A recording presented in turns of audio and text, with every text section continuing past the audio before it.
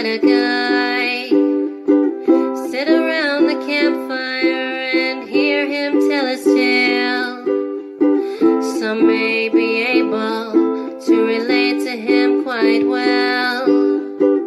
We're all just people looking for a place to go. Well, Sty has made one, and it is quite a show. Come meet Sty. He's quite the guy. If you're feeling lonely, come and make a friend.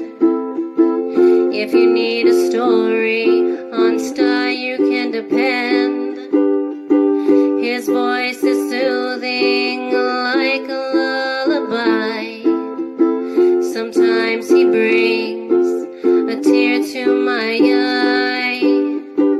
Sit around the campfire and hear him tell his tale. Some may be able to relate to him quite well. We're all just people looking for a place to go. Well, Sty has made one, and it is quite a show. Come meet Sty. He's quite the guy.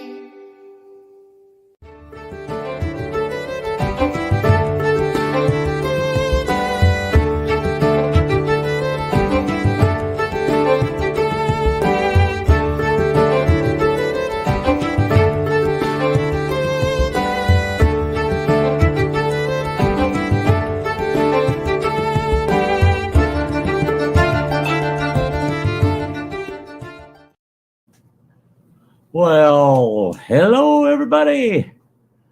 Welcome to Sty Story Sunday. Yes, sir. It's another one, another Sty Story Sunday. Hey, I'm going to shout out the folks out there in the chat. We had this fella pop in right away. Tales of a Campground Host saying hi to all of us. He's down in the basement. I'm going to bring him up for you. He can spend a few minutes with us this evening. So we're going to pull him up here in just a moment. And there's Justin Anderson. Awesome. It's good to see you, Justin. Oh, get her done, Granny. Hey, sweetie. I sure hope all is going well for you, girl. I sure do. You and yours. I hope everybody's well. There's Kathy Gahan. Hi, sweetie. Ingalls family. Awesome. Awesome. Great folks out there in the chatting away. Yeah. Everybody's glad to see Get Her Done, Granny. Yeah. So I'll tell you what, we got a half hour before the Sty Story. So I'm going to pull my buddy out of the basement. We're going to chat a bit before we get on with that Sty Story. There he is. Hi, everybody. Tales of a Campground Host. Yes. Get out of the basement like this. Come with me. That's it. Yeah. Get out of that basement. Get out of there. But Sty, the basement's entertaining. Do you remember what's down there? Shh, yeah, not my base, not the basement in this house. I did not get to see the basement of the house. The running water, I haven't been down in there yet. I thought it was a short crawl space. Okay. But he said, no, you can stand up and walk through it. But he said it's only like 7 by 7 feet. Okay. So it's not much bigger than a jail cell, I guess. Just enough room for the furnace and hot water heater, and that's about it. Well, with this green screen behind me, I think 7 by 7, I might have more room. That thing's literally touching the back of my chair. Really? Is it? Yeah. Hey, Dean. Any further back and Dean. Not big enough. Yeah. Oh, Cinda Lou's in the house. It doesn't show up on my. Yeah, I don't see Cinda Lou either in the chat. Well, that's in the StreamYard side. She's out in the YouTube side as a member for 2 months. Oh, there she is. Yeah. Special posts they're allowed to throw up. Helps promo their channel when they're That's exciting. Yeah, there she is right there on the StreamYard side. But yeah, she's She's been a hiker for a couple of months now, so she gets a special little post over there on the YouTube side. Well, that's It's awesome to see.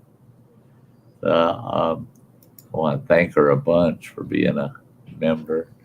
That's yeah. This last snowstorm we had, man. You had to have gotten what? Almost a little over 2 feet, 2.5 feet. Well, Washburn got 33 inches. Holy cow! They figure we got 28 to 30 here. And I got about 8. Just to plow the track itself for the ice races, it took those guys 4 trucks, 4 hours. I believe it. I completely believe it. You're only talking quarter mile.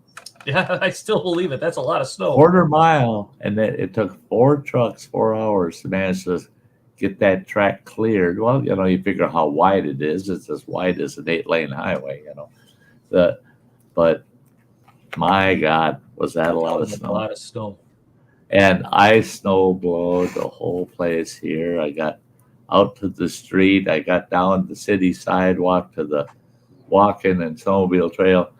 I didn't go towards the neighbors. I said, oh, the heck with them. They're trying to sell their house, and all they did was shovel a single shovel width path out to the street.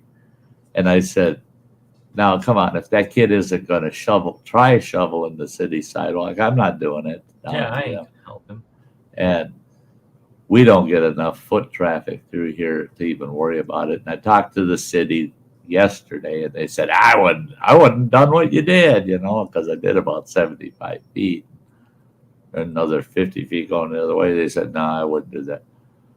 But I got the whole back trail around the house and all the back parking area around the adventure trailer and shit done. And holy shit, 4 hours of snowblowing. I got 2 hours of video of me snowblowing out there. And what I'm thinking of doing is either a pre-recorded live stream so we can chat on the side while everybody watches me snowblow for 2 hours. That'd be fun. Or I'll do it as a premiere video. But I think the pre-recorded live stream, I've never done one. I'd like to try one. I think that'd be fun. Yeah, because I'll be in the chatting to people, but I don't have to worry about them because it's just a pre-recorded. Right. And we just chat away. I might have to try that. That gives me some ideas from some of my live streams from camp. You don't with how to do it with the limited bandwidth I have, and you don't have any. You don't have any audio, right? Except what you put into the pre-recording, so you could voice over the whole thing. And then do it as a pre-recorded, but then sit there in the chat through the whole stream. Mm-hmm. And I could. So I'm interested in trying that. Have it actually run the live. Yeah, you could. Yeah. Which would really save on the bandwidth out at camp, because that's my biggest concern with doing right. Camp is I'm going to run out of bandwidth. Hi, JCT. Good to see you, sweetie. Good to see you. Still love watching all your little short videos.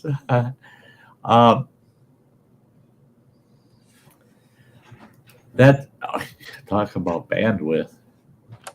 We just upgraded to 400 up, and what is it? 400 up and 420, 25 down. Yeah, because I'm running 223 up or down. And I'm running at 21 up.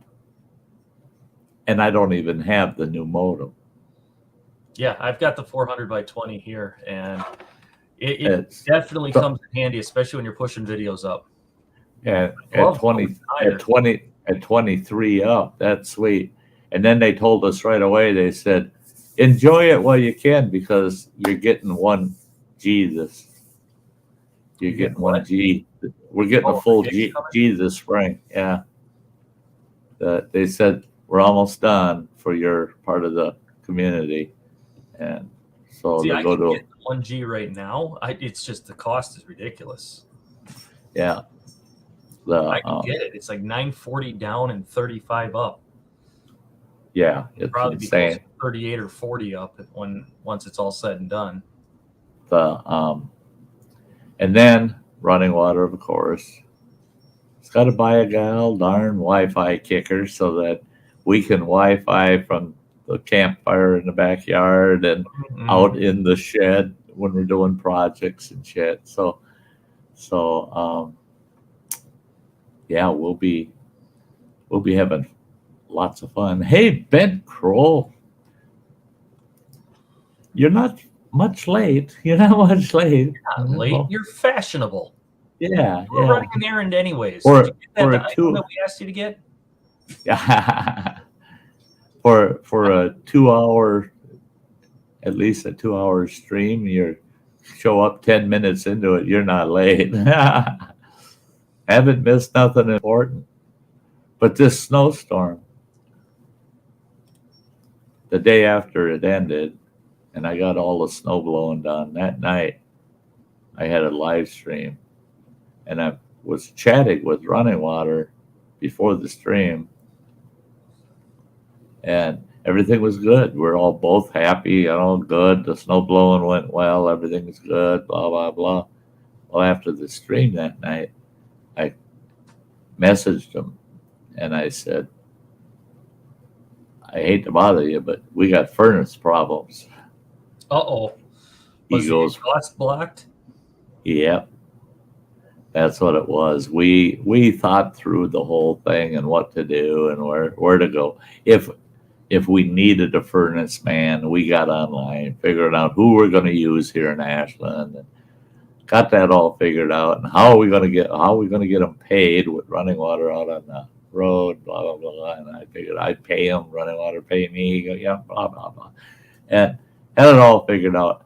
And then we were both looking at Facebook, and I go, oh, whoa, look at this post. And there, someone from the fire department posted that please check your heat vents, that they aren't covered with this snow after this storm and running of water. And I go, yeah. There it is. I said, you betcha I'll be out there first thing in the morning, make sure that for the furnace and the hot water heater, because they're together, I said, make sure that they're uncovered. And it just stuck in my craw. I put my boots on, told them, hang tight, I'll be right back. I run outside, come back in. I said, I'm going to go out there, clean it off. Hold on until I get done cleaning it off. I went out there, fell in the snow, couldn't get up. Had to crawl about 15 feet out of that deep snow to get onto a snowblown trail that I could stand up. Went back in there, shoveled away. Both those vents were 2 feet below the top of that snow. It was the snow was almost a full 6 feet along that side of the house, drifted against the house, and within an hour, the furnace kicked on and ran until it finally brought the house back up to temp, and it's been running like a champ ever since. And that's exactly what it was, is it was getting that CO2 kickback and shutting itself down, And I told them, well, at least it proved that our furnace is safe, Right. That, but what a bummer. I mean, so damn much snow. And every day, like today, they said we're supposed to get snow today. I'm supposed to get like a half an inch. And I, the way I see it is, if it don't snow 4 inches, it ain't getting touched here other than to sweep it off my truck, because I'm not snow blowing for a while. Besides, this weekend it's supposed to be freezing yuck and rain. That's supposed to be warm enough for it to turn to rain. I hope so. That's what it's looking like right now. I actually don't mind that, because it'll take the snow cover down Drastically. Yeah. Maybe I can go outside and have a campfire. That I won't be able to have for quite a while. That's where I would be. I got Running Water bought a brand new fire pit, steel fire pit. It is so freaking awesome. All the way around sides of it, it's got these little, maybe half-inch, quarter-inch, maybe square cutouts Mm-hmm. all the way around so that you see the fire through it, but they're not small enough to be spitting a lot of sparks out, right? It lets it breathe, But so you get a good fire.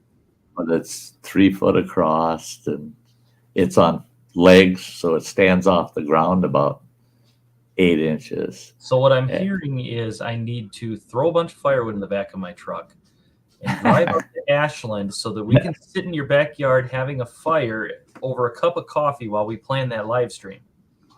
No, it's like I told you, where that fire pit would have to sit, I shit you not, that snow's up to my armpits. I don't want to sit in a big hole, white hole, Nobody see what we're up just to. to have a fire. But this summer, if there's any opportunity and can get you guys away for an evening, I'll have you come up and have a campfire at my house, Oh, we'll have to. We'll definitely make that happen. because I'm going to come down to Oh, Black yeah, Lake, I I am. know you are. I'm looking forward to it. It's going to be later season, August, second half of August, all of September. Well, But- second half of August, you got to remember in-service starts, so I won't be around quite as much. That's right. That's right. I'll sneak a trip in communicate. before that. We'll figure it out. Yeah, you betcha. I'm not going to miss that. I'm not worried about it. I got. Hold on, I gotta mute. I gotta hide myself for a second. Somebody wants to say goodnight. Okay.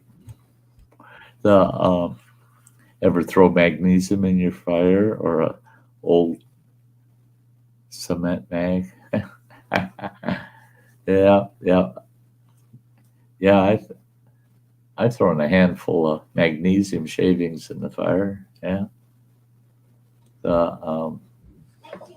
They're excited. My children are excited to go to school tomorrow. We haven't actually been at school since last week, Monday. Because Tuesday was the snowstorm, so we had a snow day. Yeah. And then we had Wednesday through Friday as spring break. Oh, So they're excited. They haven't been to school for a week. wow. They want to get to school and catch up. Well, yeah. Catch up. My problem tomorrow is everyone's going to say, we haven't seen each other for a week. Yeah. Oh, that's it. Is pay attention. Well, we haven't seen each other. They're going to be so distracted just by getting together again. Shake up a beer and throw Beer, it. throw Oh, it that's in a the waste fire. of good beer. That's Good beer, yeah. Make sure it's somebody else's beer, not yours. Yeah. not mine. Yeah, don't throw your own beer in the fire. You know what I used to do all the time? I haven't done it well, it hasn't been that terribly long. But the regular popcorn, Mhm. just regular raw popcorn. I'd fill a pocket full of popcorn when I was hanging out at somebody's fire. And when people weren't looking, I'd throw a handful of popcorn in the fire pit. That stuff starts popping off and shooting out of that fire pit. People don't expect it. It freaks them right out. Yep. No, They- not butane cans either. We had bad experiences with. Well, he had bad. No. experiences. Yeah. Oh, don't throw butane cans in the You fire. wouldn't want me to catch you throwing one in. If you want to do it in your own backyard, your own privacy, and you have no other person around you and you want to do it because you just want to watch the kaboom, I'd say, yeah, you're crazy. Yeah, go for it. You got nobody to hurt but yourself. But if I ever catch somebody throwing a butane canister of any kind, I don't care if it's a tiny one or it's a big one, in a fire pit, they don't want to be within grabbing distance of me. Mm-mm. I'll throttle the shit out of them. I had one of my campers come very close to being, she could have very easily been seriously injured or worse. And if she would have been at the fire pit, I'm certain she would have been flash blinded from it. And she probably would have lost her sight because of that explosion. Did it by accident, didn't even know. No, it was in the box, took off like a rocket. Whoa, yeah. Don't throw boxes of stuff in a fire. That's like aerosol cans too. As a kid, I'm guilty of it, man. I loved it when I was taking out the trash and burning the and garbage. somebody boom. and somebody forgot to sort their trash. Mother. That's the I don't use hairspray. Hey, Killer Creations, good to see ya. But I'd see boy, if I saw an aerosol can in the burnables, because we had a big burn barrel out back of the house, and that was my job, burn the burnables. Mine too. Go burn the garbage. And I loved it when I'd find an aerosol can, man. I'd make sure it's right in the middle, right in the heart of all the papers to get it going. Garbage everywhere. And then I'd get my ass good 10 yards or more away from it. Watch her burn until she goes boom. It was entertaining when I was a kid. Empty box with packing paper. Oh yeah. I found that out too with boxes that you think are just full of packing material. I check because sometimes there's components or parts that somebody left in the box. Sure enough, then you're emptying out the ash out of your burning barrel, find out, or you're shoveling out your fire pit, find out you got all kinds of parts for putting some IKEA furniture together or something in it. Putting that stuff together, I'm to the point where forget it. I got an impact driver and deck screws. We bought a cart for our kitchen, to be like a floating island that we could move around. Right. And she started assembling it while I forget what I was doing. I was doing something that was going to be a total. Oh, I was doing our taxes, and she's halfway through it, and I got through the taxes fairly quickly, and I start hearing her go, "Can you come in here and help me with this for a second?" So I go out there and I start putting. Helping, and finally I got frustrated. I sent Caden out to the camper for the impact driver, and I just started like, brap. Yeah. Forget this, brap. Yeah. Around here now, there's ordinances against burning. Can't burn garbage anymore. Can't burn trash. You can get away with burning some paper to a degree if you're doing it in a fire pit. But you can't have a burning barrel for trash or anything like that anymore. But I remember watching that video too, Justin. I heard the story before the video came out, and I wasn't happy then either. Yeah, Justin. I was pretty upset that day. I think I talked to you that same day. Yeah, and then I had Brandon and Chris stop in the next 2 days, and when I showed Brandon, one of our rangers, I showed it to him, the one that exploded up the side, and that just was like a blowtorch for about 10 seconds. But holy God, it was shooting almost 8 feet out of that fire pit. But the one that exploded, there wasn't even remains left. That we didn't even find particles of it. But it looked like a small nuclear mushroom. I believe it. It was insane how much of an explosion it was. And those two guys, both of them looked like they had rubber knees as I showed it to them and explained what happened. They're like, oh my God, the lawsuits and the trouble that they would have had to have dealt with, the paperwork involved. Even if one of our camps disclaimer on the back about you assume the risk. Right. That doesn't preclude anybody from suing you. No. You can disclaim anything, and it never precludes you from being sued. They still have their right to their day in court, and they would probably stand a good chance of settling. Yeah, they may. I think if it got into court and it went through all of the costs and everything, time and everything, they would more than likely not win the suit against the Forest Service, But the Forest Service for PR would say, no, we'll settle with you. You know, they'd negotiate something We're not to admitting settle any guilt or wrongdoing. However, here's here. Yeah. $100,000. Go away. Right. Yeah. Will that make you happy? And please come back and spend it all on camping.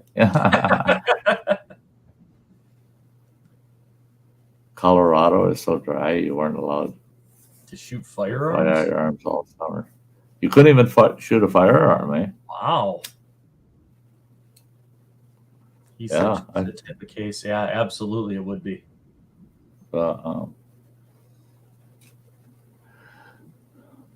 The problem I saw with it was I was there. Right. And I was there in representation of the Forest Service at the time. I was there doing hosting duties, getting them settled in their site. So then they turn around and they'd say, what did you see? Well, the problem was, to tell the truth, says, yeah, I checked the fire pit, but I only went about an inch or so down into the ashes because I checked those fire pits all the time. Oh, yeah. I got this little folding rake that I carry with me, and I rake throughout that fire pit and I clean it out. And if it's a pit that I know I've been into with a shovel and raked, then I only rake about an inch or so down in the top surface if it's completely burnt, you know. Right. Well, just to see if there's any hot spots. Well, the two I found were about 2.5, 3 inches down into the ash. Which still begs the question. So somebody buried them deep Mm-hmm. in hopes nobody would see them. And it was all soft ash, so they knew that they'd get enough heat to go off.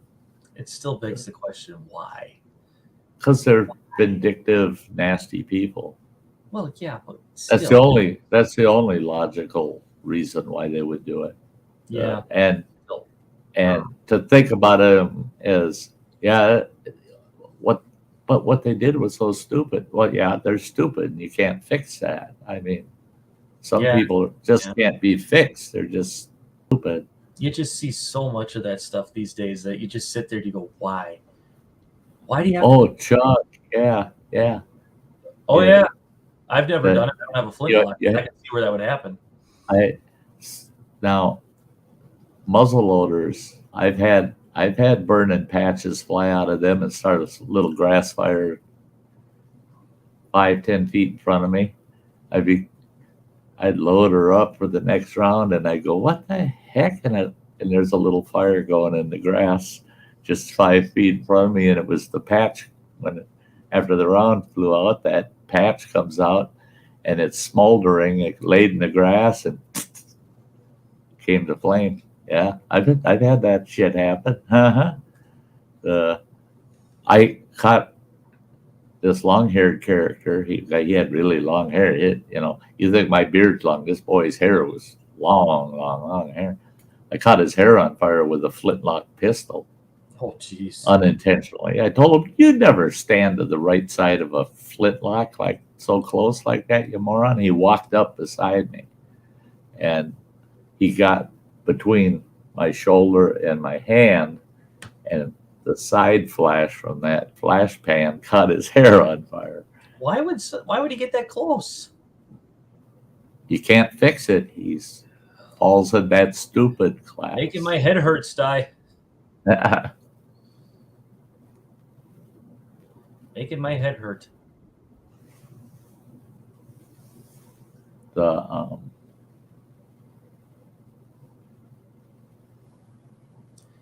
Sty, it goes to the you can't fix it. I had to ban somebody from my channel today because they were getting nasty over in the comment section. I'm about ready to pull all my Predator videos down because people just get nasty in those. I just delete them. Oh, I do too, but it's just leave the good ones and delete the bad, and then get tired of moderating it. That's it's like, come on, you don't have to be nasty. Yeah. Yes, in the Lou, restrictions on 4-wheelers, anything off road.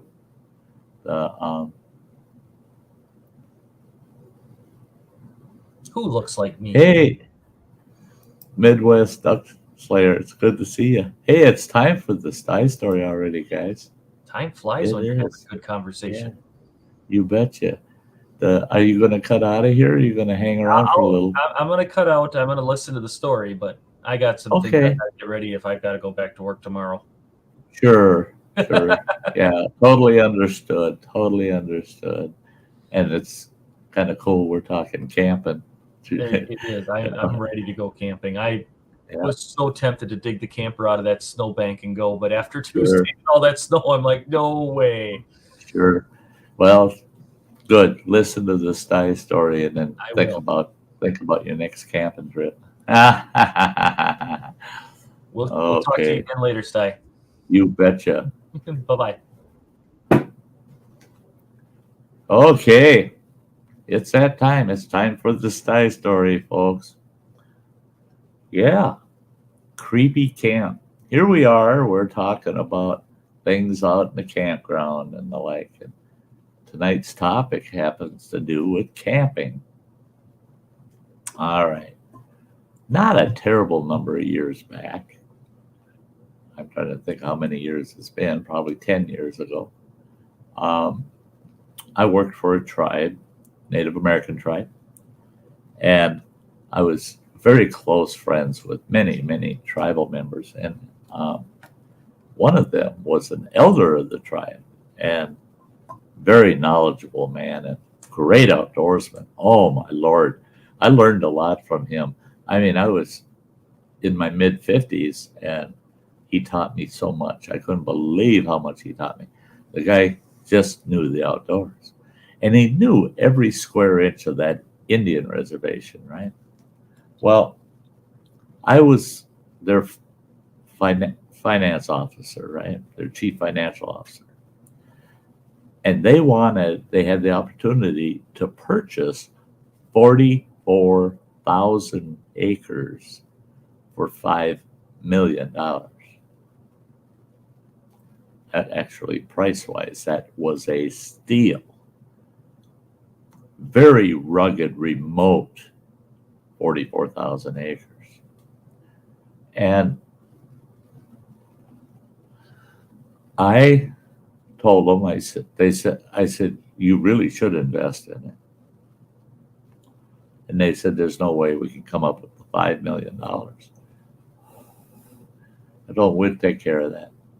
So I went to work and we put a bond issue together and financed a bond issue for the tribe for $5 million, and they purchased the land.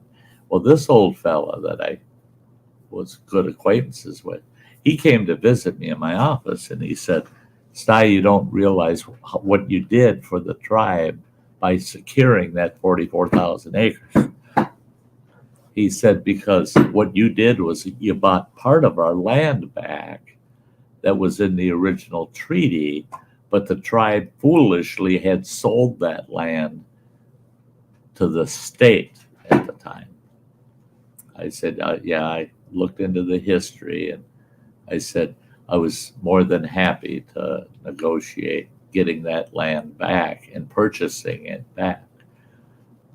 So he said, do you know what's on that land? And I said, well, woods, lots of woods. And it borders the river for several miles. And I said, otherwise there ain't nothing there. It's just rolling hills and thick forest, just thick forest. And that's the way the tribe wanted it to stay. And he goes, well, it's beautiful back there. If you go back on that land and you hike it, you'd be amazed. It is absolutely beautiful back in there. I said, are there trails back there? And he goes, oh, heck no. He said, I hike back in there at least once, if not 2 times a year. He said, there's an old settlement back there. If you're real lucky, you can run across it. And there's some of the old foundations. You can still find the old stone foundations. And I said, well, who settled back there? And he said, well, there used to be a small Catholic church, and there was a few buildings for the priests and the nuns, and a few community people of the area that time had built small little homes. But it was so remote that it eventually got abandoned and everything collapsed and rotted away, except for you can find the occasional little foundation here and there. And just talking about the area, I thought, why don't people go back there? I said, hunters must go back in there. He goes, no, it's too far in and it's too rugged. And the game is awesome, but to have to haul the game all the way out and everything, it's just not, just nobody wants to go back in there. They just don't. I said, well, okay. I said, plus all along the river there, you'd think they want to go in, hang out along the river. He says, again, it's too far. Nobody wants to hike in there. You're going to have to hike in. The quickest route to the river through that land is about a 5-mile hike through rugged forest with no trails. You're going to have to bushwhack all the way in for 5 miles. Nobody wants to go in there. He said, but there are some neat landmarks, and there's a couple of big granite outlooks that you can get up on and look down towards the river. And the old homestead that was back there, the old church and stuff, the foundations, they're kind of neat to come across. I said, I'd love to go back there, explore. He said, well, I'll tell you what, I'll draw you a map. So he drew me a map showing certain landmarks. And I'll tell you what, that map was just as good as any commercial map I could have got my hands on. So I got a wild hair, decided to go take a long weekend. So I took a day off from work. On a Thursday evening, I got all my gear packed together. Told the wife, I said, I'll be back Sunday night. I said, I'm heading out Friday morning. So Friday morning, I took off, drove as close to the edge of that property as I could get, knowing I've got 44,000 acres out there I can explore that doesn't have any roads on it or trails. Any trails you find are game trails, they're just natural trails. And off I went.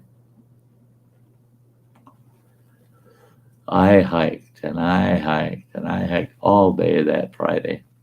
I wanted to get in and down to the river, find a good place to camp near the river. Well, I stopped and checked out a couple of landmarks on the way in and didn't realize how it was burning up daylight. It's getting to the end of the day. All of a sudden I realized, oh my gosh, I can tell through the trees, sun's getting ready to set. I'm nowhere near the river. And that's where I wanted to camp. Doggone it. And I looked at that map, figured out where I was on his map. And I go, that settlement has got to be right around here somewhere, close to me here. I'll see if I can find that settlement. And I'll camp by that settlement. And then I'll explore that in the morning and then head down to the river. Well, it's slowly but surely getting darker and darker. And sure enough, I found a foundation to a small house. What looked like it probably would have been a house there. And I started looking around and I'm seeing a few foundations here and there. Most of them got trees that big around, growing right through them, It's all been reclaimed by Mother Nature, and you can just barely make out these little foundations here and there. Then I realized just how dark it is getting. I was just enthralled. It was so beautiful back there. So I figured I got to find a good spot to camp.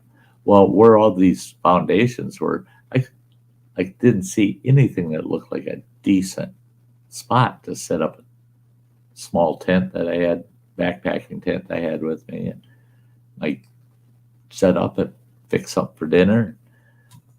So I started wandering off away from that old settlement area. And all of a sudden I come into a spot in the woods where the trees didn't seem as large. It was really odd. It was almost like there were boundaries, and the trees and within those boundaries weren't as big as the trees around them. But it was all forested. And there were plenty of flat spots here and there, but it had a lot of dips in it too. It was like little potholes here, all scattered around. I found a nice level spot, and I go, this is perfect.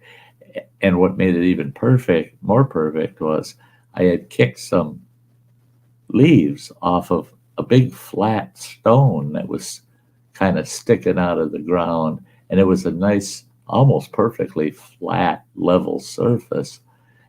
And right by it is this nice flat spot, set tent. So I set tent up there, going to use that stone for the base of my fire pit. And I cleaned out all around there and gathered up some wood and got fire going. And then now it's dark out. I'm doing this stuff in the dark.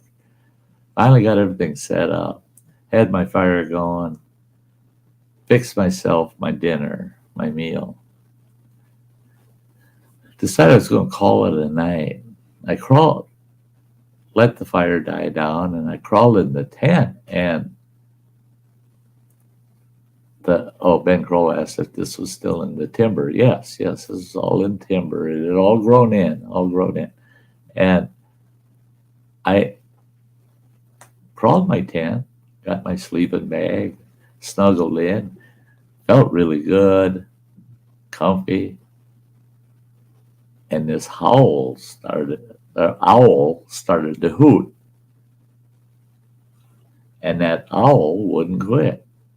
On, and he was out there hooting the whole doggone night. He'd be quiet for just a little while, and I'd drift off to sleep, and then he'd wake me up like he's right outside the side of my tent. And he was insistent on keeping me awake, I think.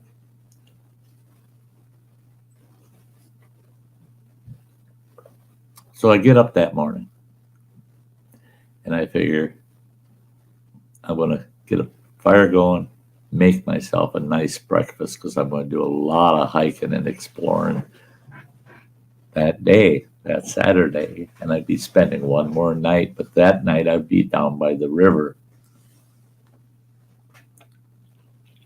Well, before I even got my fire set up to light, I had taken this stick and I wiped the ashes off of that stone that was sticking out of the dirt.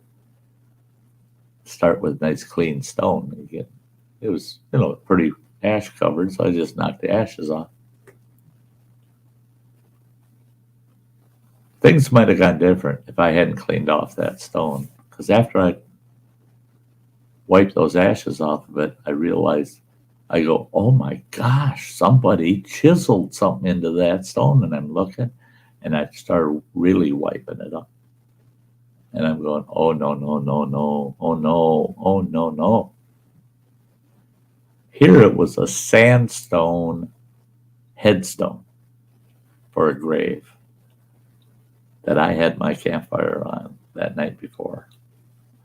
It at one time was a vertical headstone that had been standing up, but it had fallen over, and the ground had kind of claimed it, and just the face of it was showing, and that's the rock surface I found. And here I was cooking a fire on somebody's gravestone, right? That's when I started looking around. All of the dips in the ground that I was finding as walking through that area trying to decide where to set up my tent. Those dips were graves that over the years, because of the collapse, after a body decays, a grave will get about a 6 foot long, 2 to 4 foot wide dip. And that's what those dips were all graves. I started walking around looking, and there were headstones all over. It was quite a large cemetery, actually. But it was very difficult to see any of them as graves unless you explored. But I must have found 25 or 30 headstones. Yeah, Justin Anderson. Yeah, they didn't use vaults back. See, that graveyard, I got some history on it later. That graveyard was old enough, it never had a vault. They were just caskets in the ground. After the caskets decay and the body decays, the ground sloughs, goes down. And so many times, that's why a lot of graves, you see, they got the mound over them. It's not just because the casket took up that ground space. They wanted a mound on it because they knew that with time, as that casket decayed, the ground would slough, and it would be more level if they had a foot to a foot and a half extra dirt on top to start with, right? Yes, Justin, that's in Wisconsin. Well, looking around, getting some of the dates off the stones I found, the newest, the freshest one I could find was in 1896. So it was a very old graveyard, mid to late 1800s. All the graves were mid to late 1800s.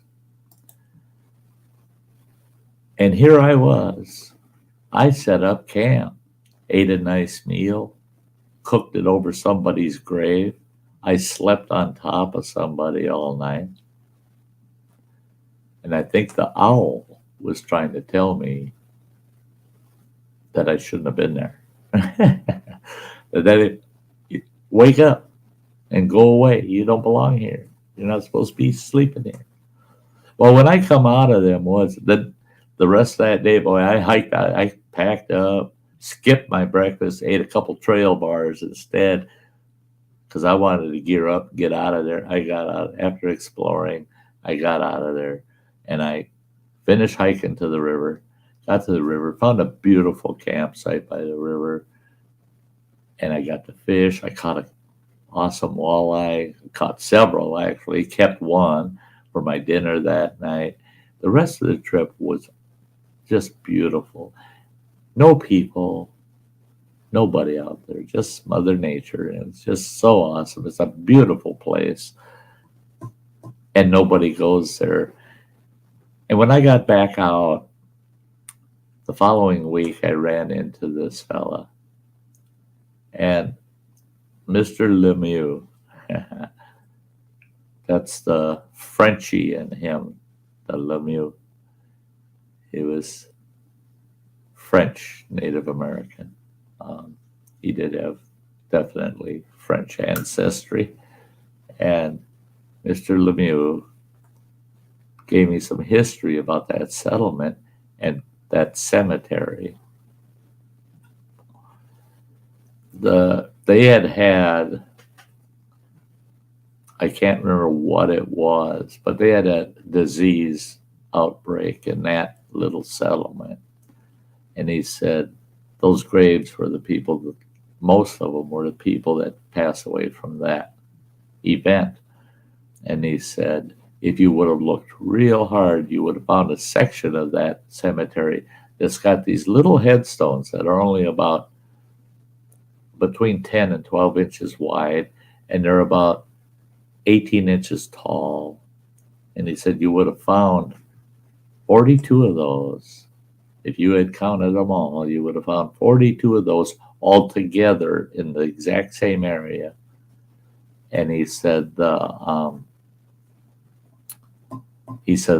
all of those were children from the settlement, that they had lost 42 children.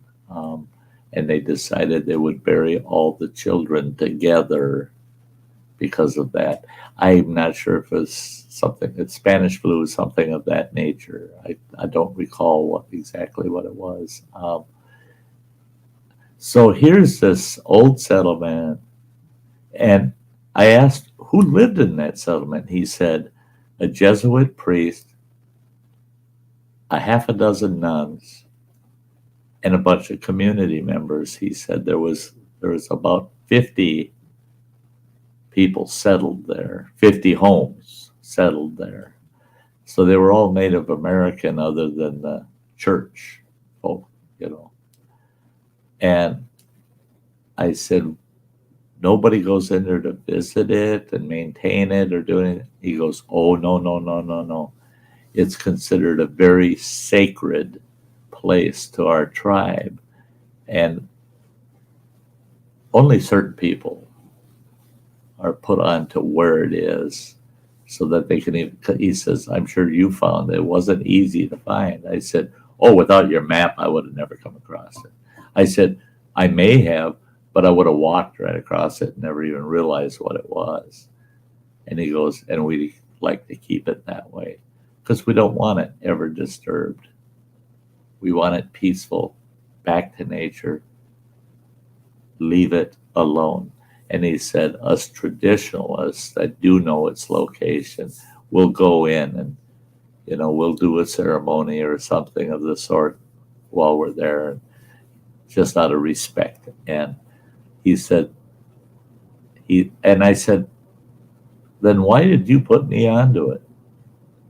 He said, because I know you wouldn't take anybody else in there, that you would respect it.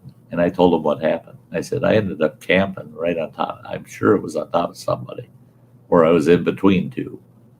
But I started my fire on somebody's headstone. He laughed about it, actually. He actually laughed about it. He said, I'm sure their spirits are thinking, isn't that nice? This man is just out in the outdoors, enjoying the outdoors. He's not digging us up. He's not tearing things down. He's not cutting the trees down. He's just out here taking in his outdoors. And I said, you really think so? And he said, oh, my ancestors of the day would have thought so. They wouldn't have saw it as you were disrespecting anything because you didn't know. He said, did you leave a clean camp? Left it better than you found it? I said, yeah, you wouldn't be able to see it. You wouldn't be able to go in there and say, oh, that's where he was camping. No, it's all covered, all cleaned up. Yeah, I left no trace. And I'll tell you, it was creepy.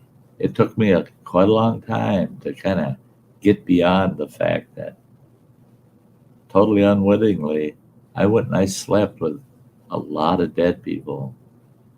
And I came out of it just fine. I was a little tired from the owl keeping me up all night.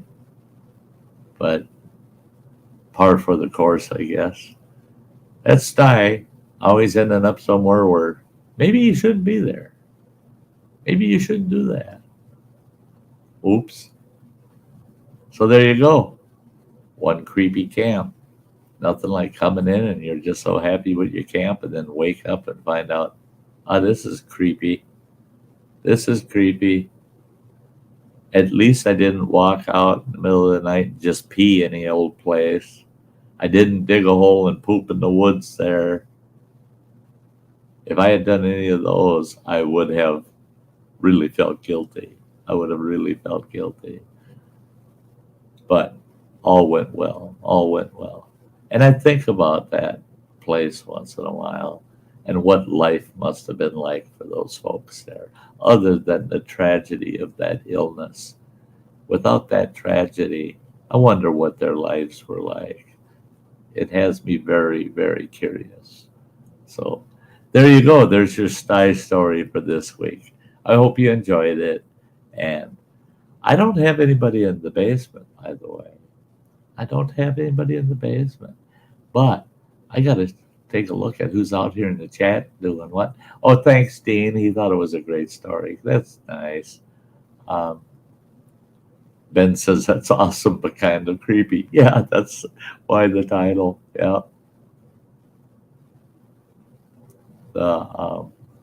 Hey, Eric Pollock's in the house. Great to see you, Eric. There he is. Yeah.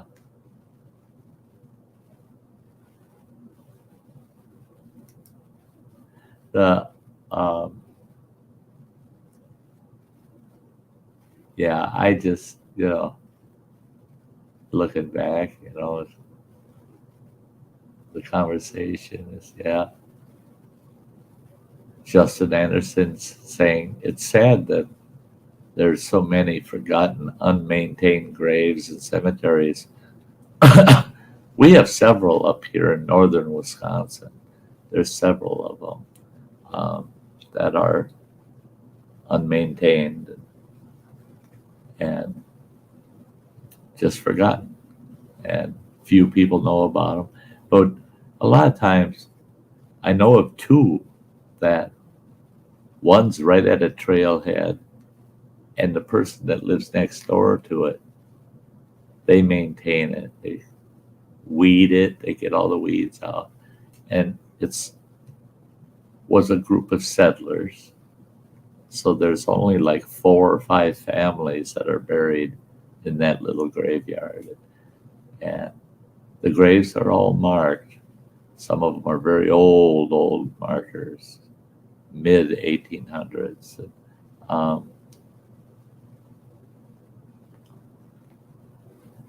There's another one where it's called Church Corner Road. They call it Church Corner because on that corner sat a little church at one time that was built in the late 1800s. And it's got a tiny little cemetery, tiny. I think there's only like 9 graves in that cemetery, and it's maintained. Someone goes in there, they actually mow the grass around where the church used to sit. There's no foundation, anything anymore, but they mow all around that. There's a old wood and wire fence around the cemetery, and the cemetery is all kept clean and nice all the time. And I am very glad nobody's ever vandalized it because it is way out in the middle of nowhere. Ben Grohl says I'd haunt you if I built a fire on top of me. That's it.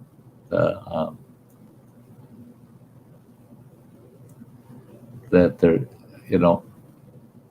if you're going to be cremated, it's one thing, but after the fact, somebody decides to cremate you from the top down. That's a little creepy.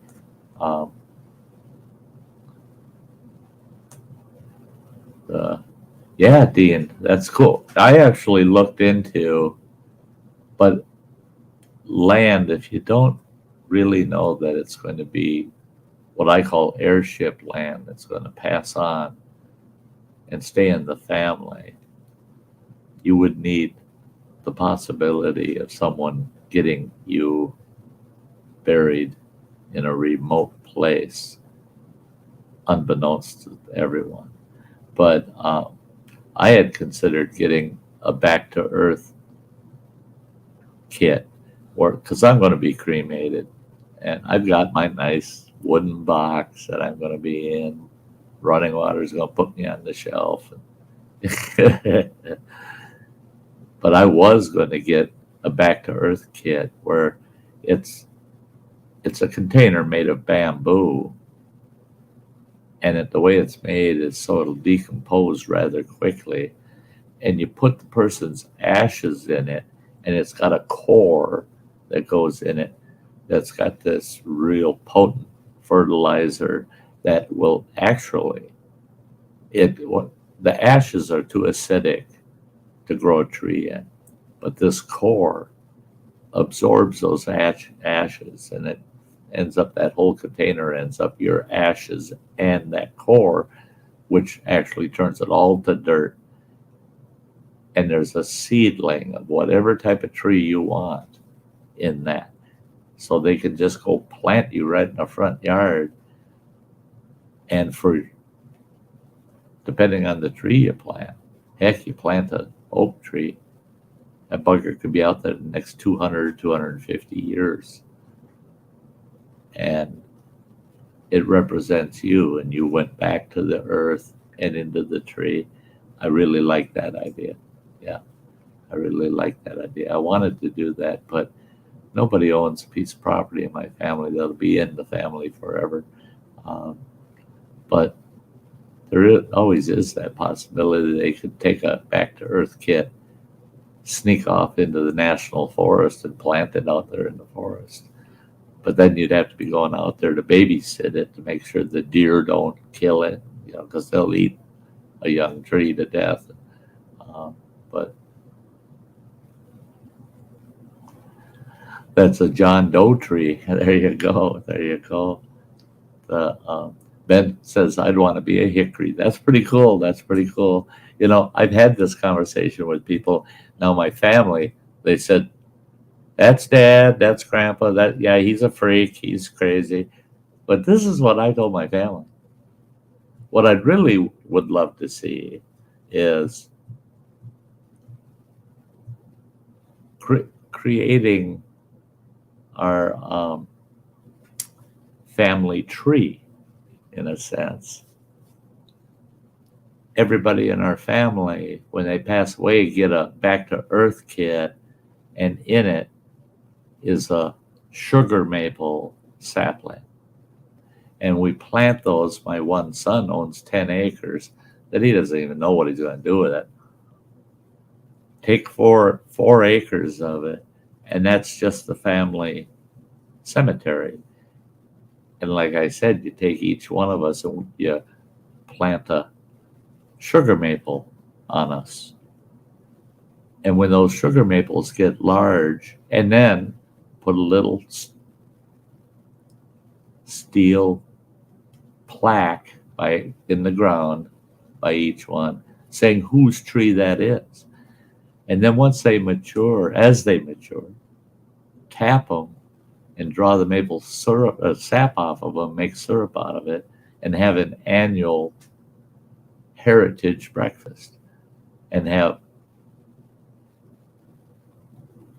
pancakes with Uncle Sty and Grandma Lou and Grandma Betty. See which one of us are the sweetest. I don't know. I just thought that would be pretty cool, giving something back in that way. Thank you, Granny.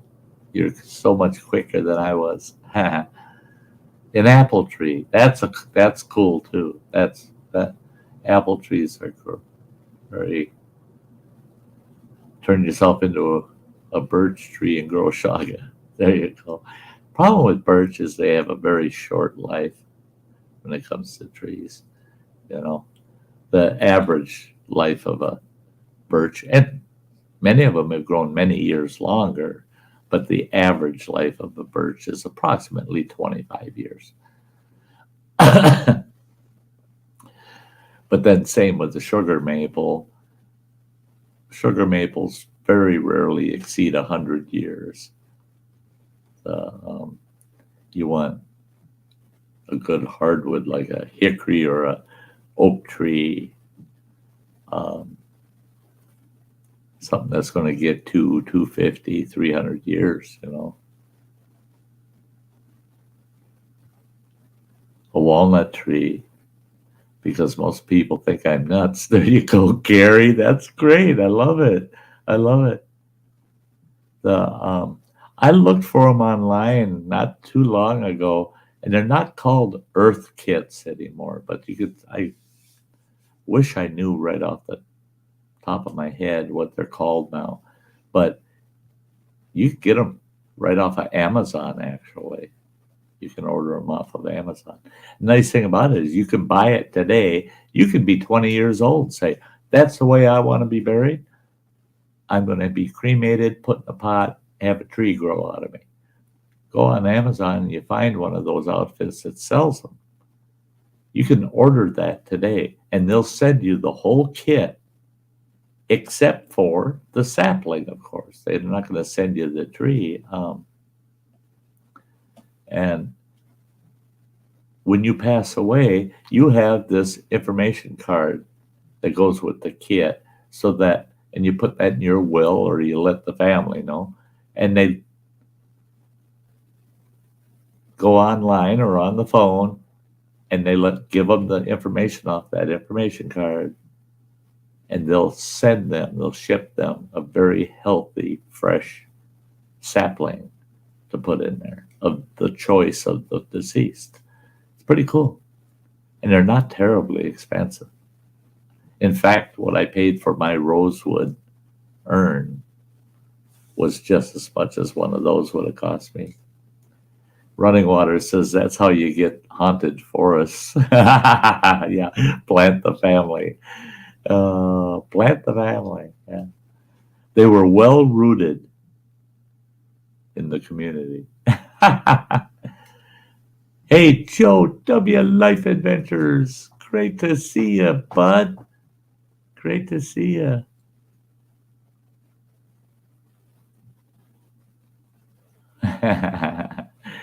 Yeah. And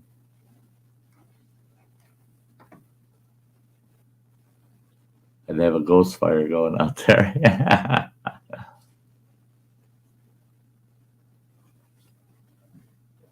Well, for those of you that haven't heard or weren't aware, in my videos from the campground last summer, I talked about it a few times.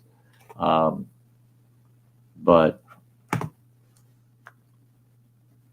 when people would come to my campsite and stuff, they'd always say, this is the best campsite in the whole campground. It's beautiful. I'm hoping I get to use it at least once this summer. I'd be using it every single day if I hosted this summer, but not doing that this summer. Maybe this following summer. But the thing is once they find out about that campsite, a lot of people don't want to camp in it. I tell them the story of Richard, a fellow that disappeared out of that campsite 2019. Yeah, I remember it was in July of 2019. They found his tent, his motorcycle, all of his belongings, everything. And they accounted for everything except his underwear.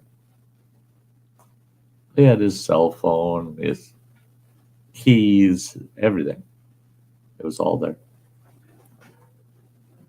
The only thing missing out of his pack was the underwear he was wearing.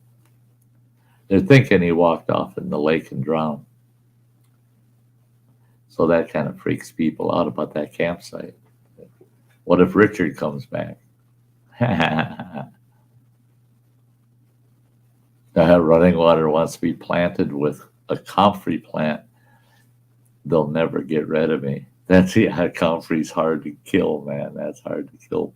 But Running Water's mother can kill it. There's a Sty story about that.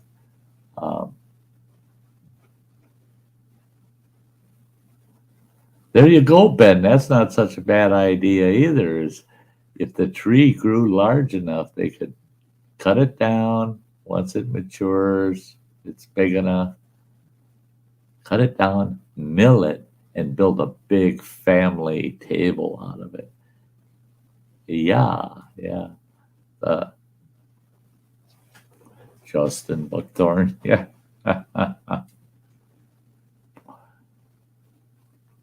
No, Joe, I'm not doing camp this year.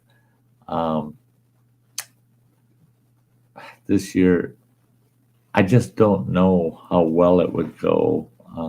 I do have I've got some health issues that are concerning others more than me right now. But and I've got a couple of doctors that are asking me not to do camp this year. So no, I'm not going to be hosting camp this year, but I got a lot to do here at Running Water's home. Going to keep me outdoors a lot, keep me happy outdoors. And I will be going camping. Me and the adventure trailer, we're going to be heading down. We'll be staying with Travis, Tales of the Campground host. We'll be staying in his campground a couple times this year for sure. Then I want to stay at the campground I hosted. And I want to do some camping at Beaver Lake Campground, which was the second campground I hosted. I really like that campground. And so they'll be camping this summer, definitely. And Ben Kroll, cedar or Osage orange. My candy bucket's it's only a third full now there, Ben. Yeah, I was going to go to the store today to restock, but didn't quite get to it. And then Dean's saying, just do some live campfire streams by the house. We got that figured out. Running Water's got that mastered. He's got a kicker. He ordered a kicker for our Wi-Fi. I'll have full high-speed Wi-Fi on the whole property, out in the shed, out in the back, the yard. So we'll be doing live streams later in the summer, live right out in the backyard. I may even do a couple live streams while I'm out there working in the backyard. Just get all the cameras set up, fire it up, and tell you guys, hey, chat away while I'm sawing up some firewood, watch me cleaning up this backyard. Yeah, I think it'd be fun. It'd be interesting. Yeah, I told Travis that too. I'm going to miss my truck, old truck 575. I loved the Forest Service truck. It was a great truck. Justin says take a summer off and recoup. Seems like camp was a lot of work. It was a lot of work, but I enjoyed every minute of it. I loved it. That was quite the experience. A full solid 6 months of campground hosting. That was pretty cool.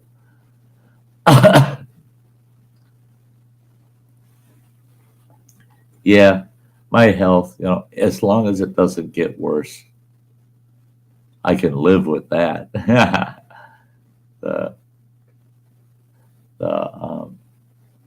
Yeah, I'll be styling. Yeah. Okay, Chuck, you take care, buddy. Chuck's got to run. I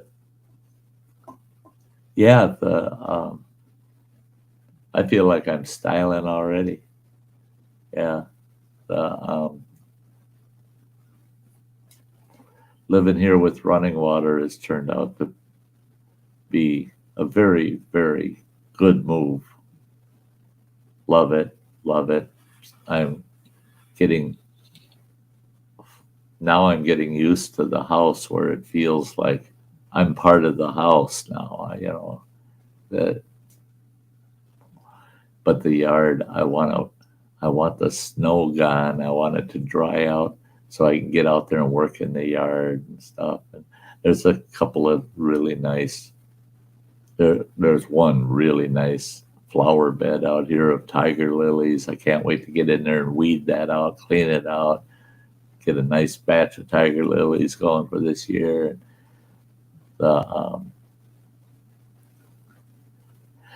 Yeah, lots of trees to trim and bushes to cut back, and the yard got a bunch of trees and whole trees kind of bucked into big pieces just laying back here. They got to be all cut up and cleaned up and out of there.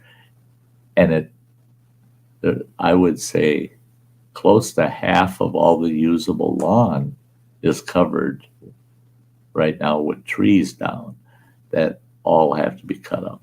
And it's quite a big job, quite a big job. But I enjoy doing that stuff, so I'm not worried about it. I'm not worried about it. Yeah, I just can't wait to get to it. Can't wait to get to it. Gonna have a lot of, yeah, yeah. Fire will be my best friend this summer. That's it. Is I got those 5 trees on the ground, and I gotta buck it all up and burn it, man. I got all the tops, all the brush, everything. I'll get cut into small chunks. I'll be out there with a chopping block and a machete, just chop, chop, chop, chop, chop, chop, chop, chop, chop, chop, all the limbs, everything, and it's all going in the fire pit, burn it.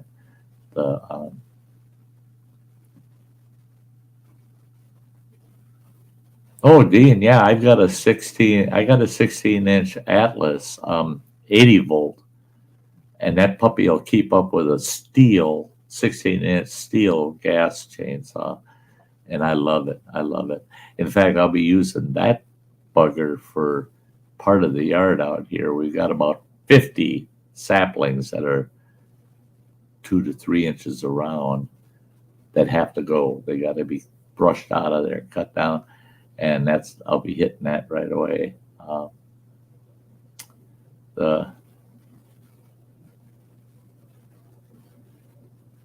Yeah, I got rid of the snow, Gary. I got rid of the snow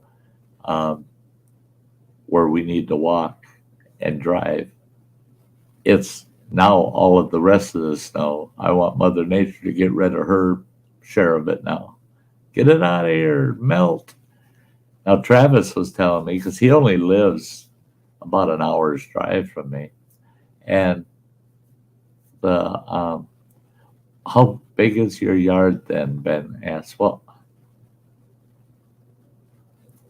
I don't know the actual dimensions, but it's probably a couple 100 feet by 300 feet or more. It's a residential lot in town. It's a good sized yard.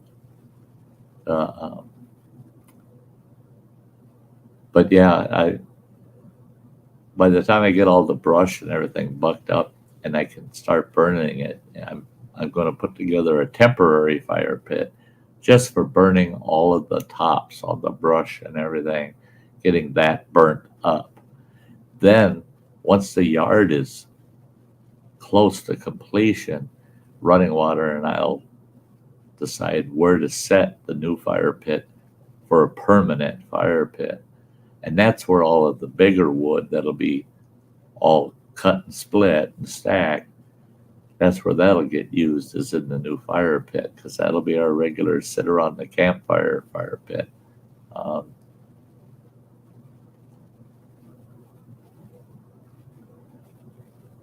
Yeah. I've got 2 hours. I've edited it. I just have to decide how I'm going to put it up. I'm thinking of doing a pre-recorded live stream, scheduled pre-recorded live stream, where it comes up live and you got to chat on the side like we do right now, but it's pre-recorded of me out there blowing that snow for 2 hours. It took a little over 4 hours, but it's edited into 2 hours, and I'll be out in the chat with you guys chatting away. I think I'm going to give that a try.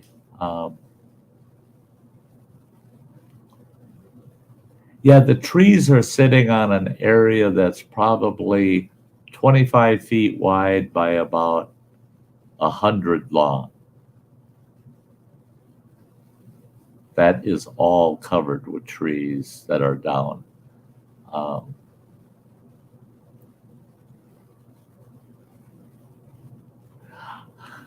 I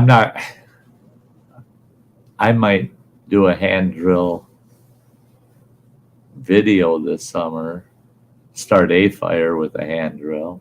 I do hand drill occasionally and just get an ember going and put it back out to stay up on it, hand drill, bow drill, do both. But I don't hand drill campfires. Heck no. I use a Bic lighter. People say, well, then you're not a real bushcrafter. If you're not using flint and steel or a ferro rod or hand drill or bow drill, you're not a true bushcrafter then. No, a true bushcrafter stays up on his skills and uses them in the appropriate setting. And these people, well, can you start a fire with a bow drill when it's raining and miserable and nasty out? Well, if I want that fire right away, no, I'm going to use a Bic lighter. I'm a bushcrafter. I'm not stupid. Come on.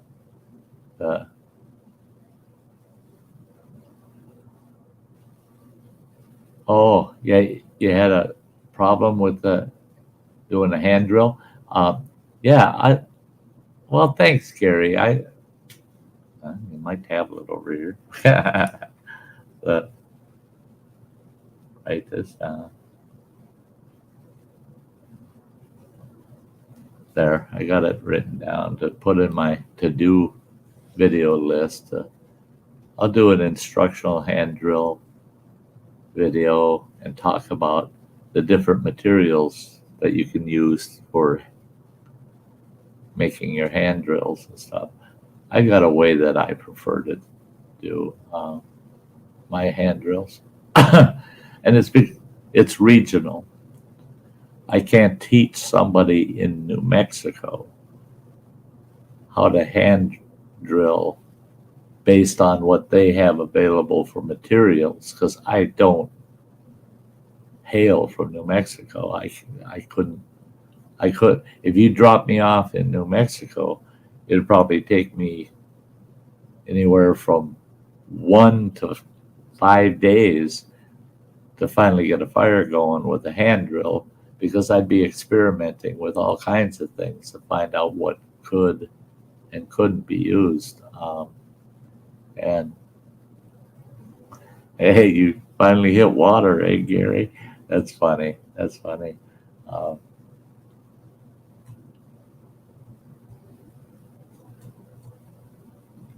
Yeah. Hey, you have a good one, Dean. It was great seeing you tonight. Awesome. See,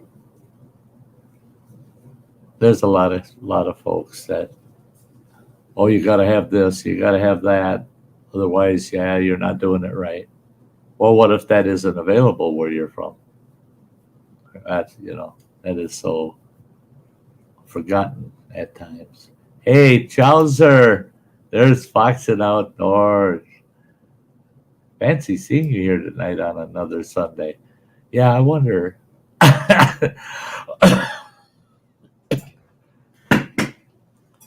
Yeah, I wonder. Sty decided he's going to do something on a Sunday. Hey, Meat Dibble, it's great to see you. Meat Dibble saying, sorry I'm late.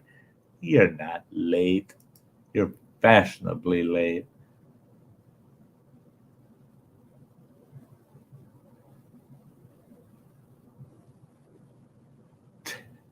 Yeah, Running Waters used a 18-volt DeWalt to hand drill start a fire. And yeah.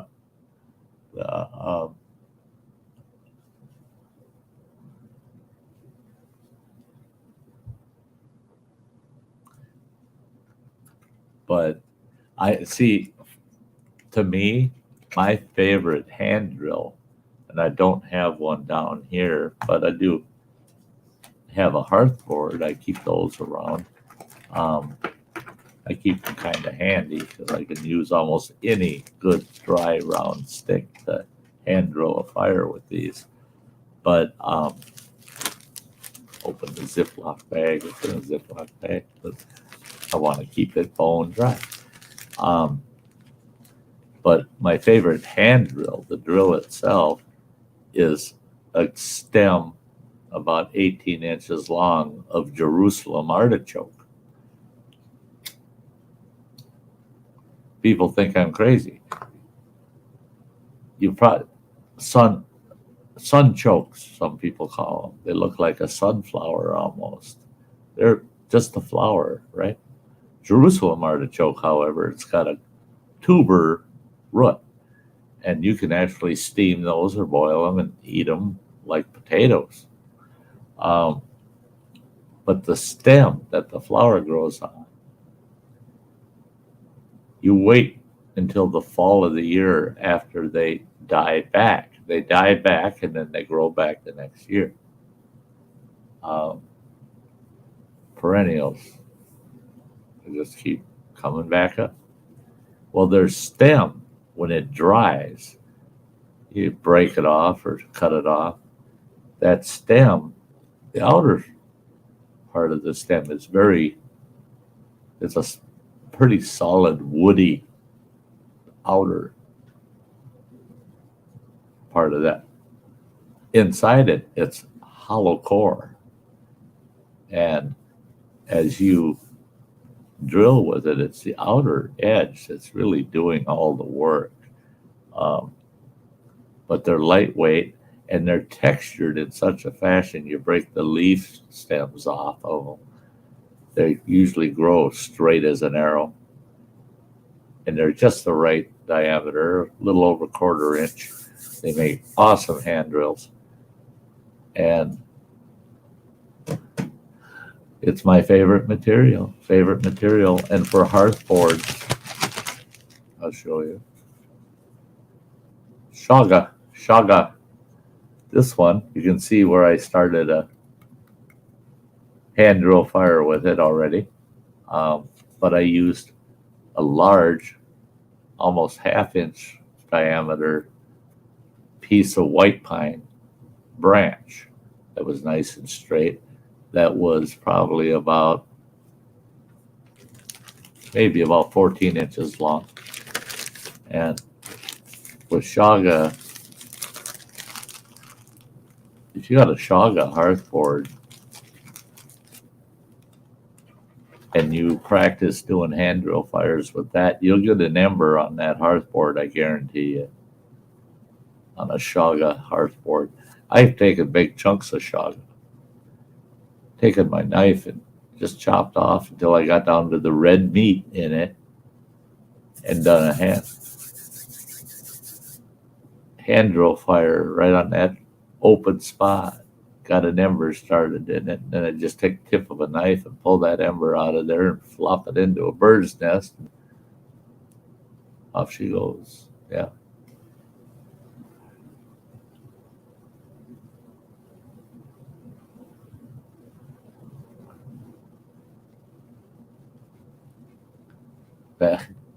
Yeah, you think who do you think is crazy? Me?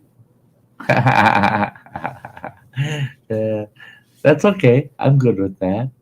Hey, William Bishop, good to see you. Hey.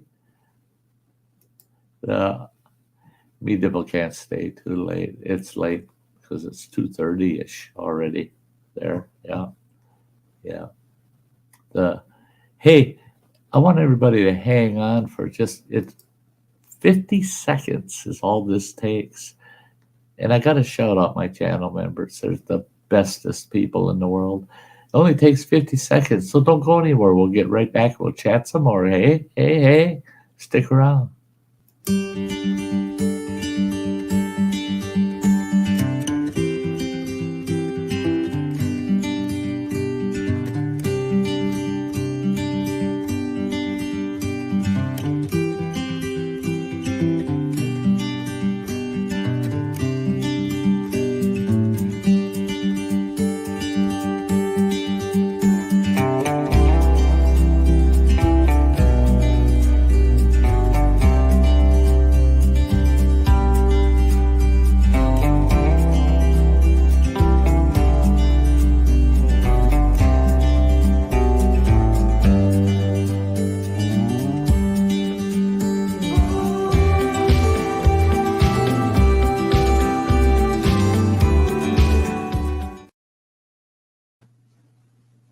Yeah, I see Gary is saying I tried it using a mullein stem.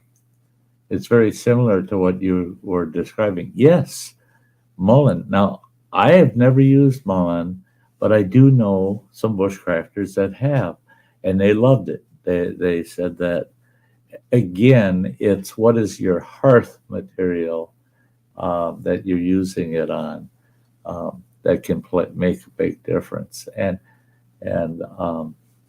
but yeah, I've had people say that they really like using mullein stems, and I haven't had the opportunity to get my hands on any to do it. Um, and it's my understanding that the mullein can grow quite a pretty good diameter too. Yeah. Native Kutsa, sweetie, it's so good to see you. I worry about your drive back and forth to work all the time, on and off the mountain. But I shouldn't worry about you because I see you as a responsible person. So, you're not doing anything foolish or anything, but I still worry about you, girl, when you're driving those roads. Hey, Matt Jay's in the house. Great to see you, my dear friend. Awesome. Good evening, Sty North and Chatters. Chatters. Who's Chatters? Is that somebody I know? Yeah, Chatters. See how he spelled it? With a Z. Chatters. I've had some friends that should have been named Chatters. They never know when to shut up. I don't know anybody like that. Nobody whatsoever. I would never be one of those people.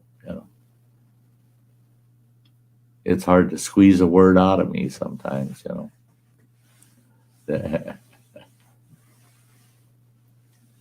Hey, Blake. Blake Hurst is in the house. Great to see you, Blake. There's the man.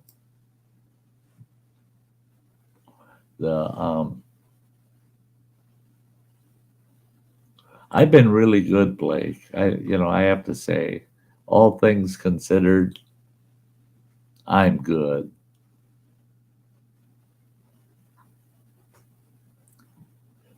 Native Kutsa's in South Oregon for a couple of days. Niece is getting married.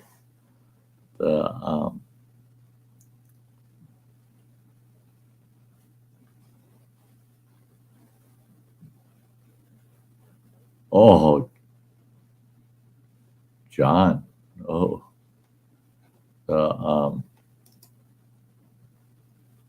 those new no meat chicken nuggets from KFC. Loosen them up. Oh. I don't mind watching people eat that stuff, but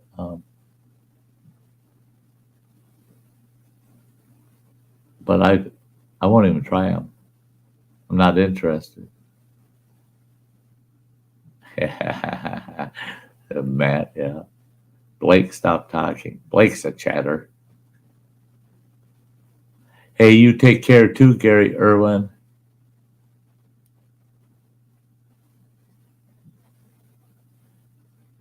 There you go, Mr. Fulton. Go to the dentist and they'll give you something to laugh about, right? Yeah.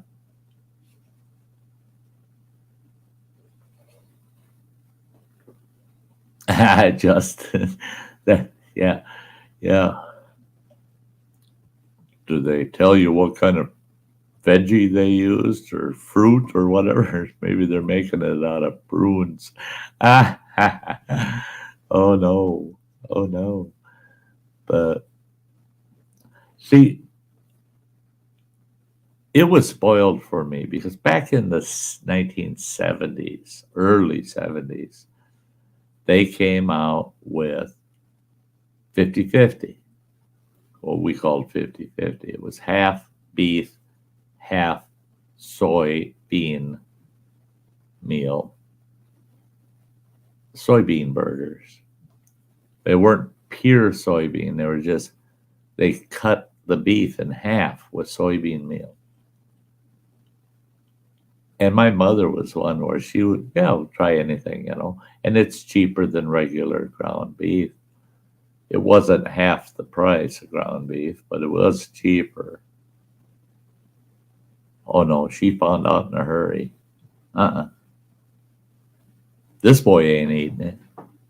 First burger I tried made that out of that stuff. I said, no.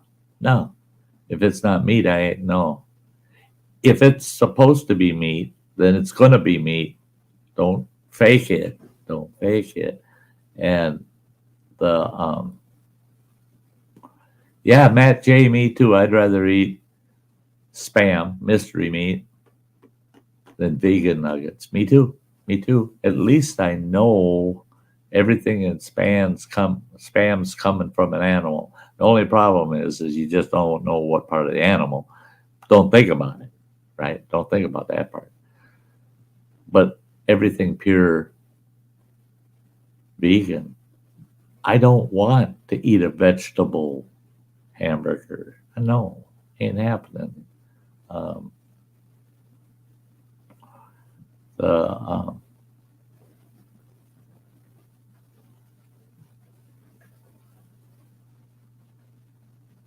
Spam. I like Spam. I like it. I really do. I like Spam. I like to make like a macaroni salad with onions and celery and sliced radishes with mayo and Spam in it. Cute little cubes of Spam all in it.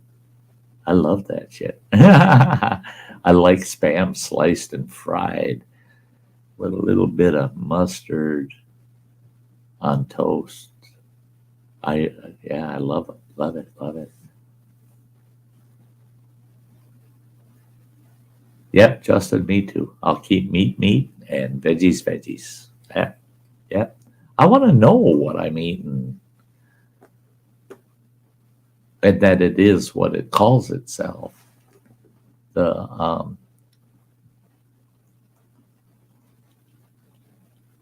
If it's pretending to be something, I'm not too cool with it. There you go, me devil. Fried Spam and noodles. Yeah. I'm good with it.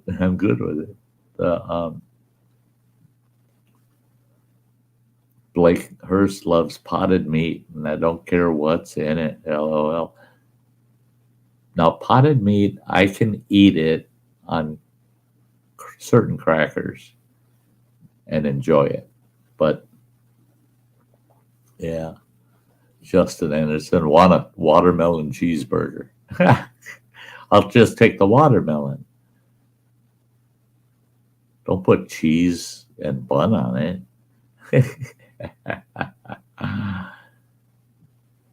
Oh, there you go. Hey, David. Welcome. And yes, almost spring. Hey, we only got 1 day left of February. And that's something. Wow. Just 1 day left of the month. And we're into March. Now, for a lot of people, March, it's a wet, muddy month.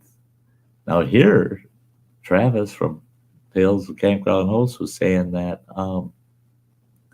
we're supposed to get rainy, nasty, icky weather this coming weekend. And to me, that's not so icky. It gets muddy out there, but it takes the snow away. Yeah, David, Black Lake soon. Hey, Joint Vader Gamer, it's been a while. It's good to see you. I am good. I hope you're good too. Yeah. Me devil wants a cheeseburger and some watermelon. Yeah. Cheeseburger on the plate and a slice of watermelon. Yeah, I'm good with that.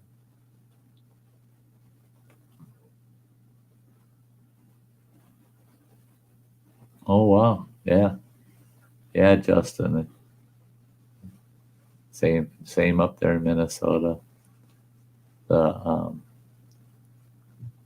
Matt J's saying it's wet, muddy pool floats running down the streets here. Yeah, it's that time of year. For me here, where I'm at in Wisconsin, we don't usually see the snow coming off until the end of March, and then it's usually gone by the middle of April.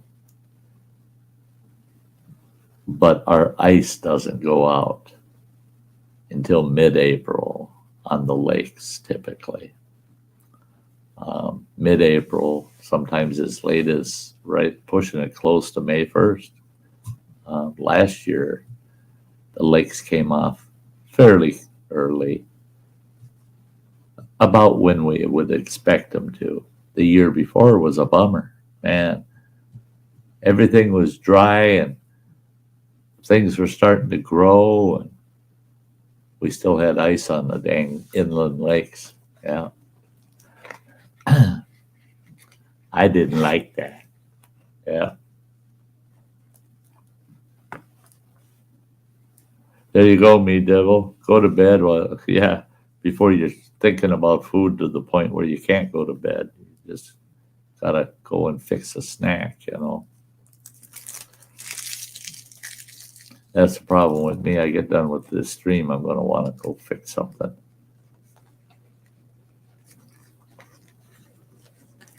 Yeah, the coho fishing's pretty good when the ice is going out. Yeah.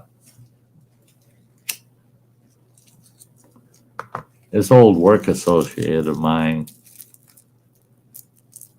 if I understand right, he started a fishing guide service, and it's terrible. We haven't talked in forever. I'm going to look him up.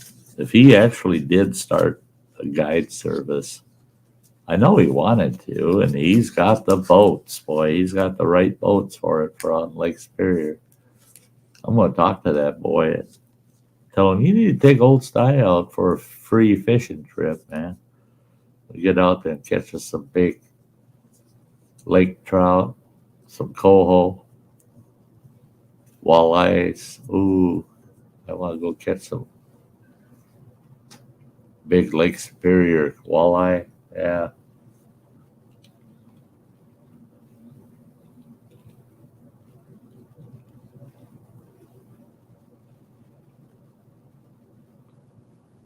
Oh, yeah.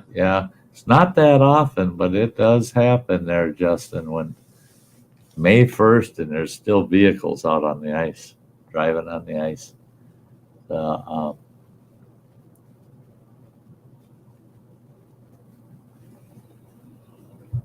I don't remember what year it was, but we were out on the ice on the 12th of May one year.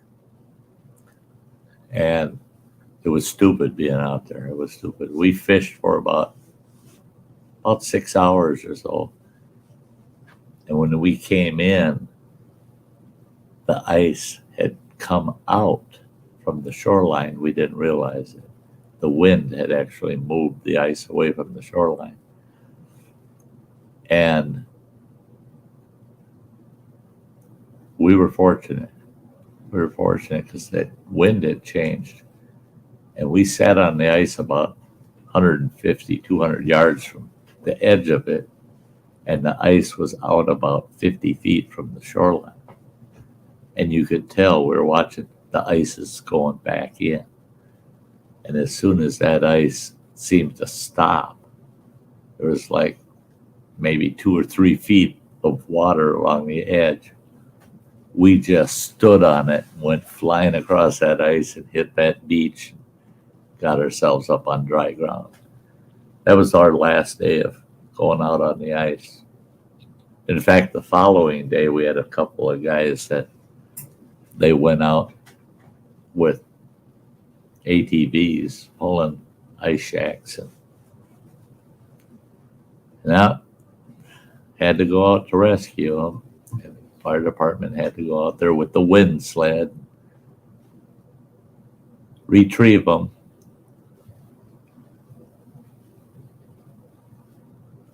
Oh, yeah, Native Coosa's got a awesome river going right past the hotel she's in. Yeah. As we got a spot down here, I didn't fish it this year at all. I should have. It's called the Hot Ponds. And it's a big area where there's a discharge pipe off of our big fire operated electric plant. They burn wood chips there to fire this plant up. Well, that warm water is because it's steam they're producing. And excess water through that system gets discharged back into Lake Superior. That's where they get their water from, and that's where it goes back to. Well, because of that discharge pipe, it's not hot water coming out. It's just warm, lukewarm. Well, it keeps this big pond area wide open right here on Lake Superior. It keeps it wide open all winter. And we'll go out there, you take camp chairs out there, you set them up, you got your tackle box and your fish bucket, your fishing rod. But it's the same fishing rod you use all summer for bank fishing off of the side of the lake, And you sit in your chair and cast out there in the pond and fish for huge smallmouth bass. Yeah.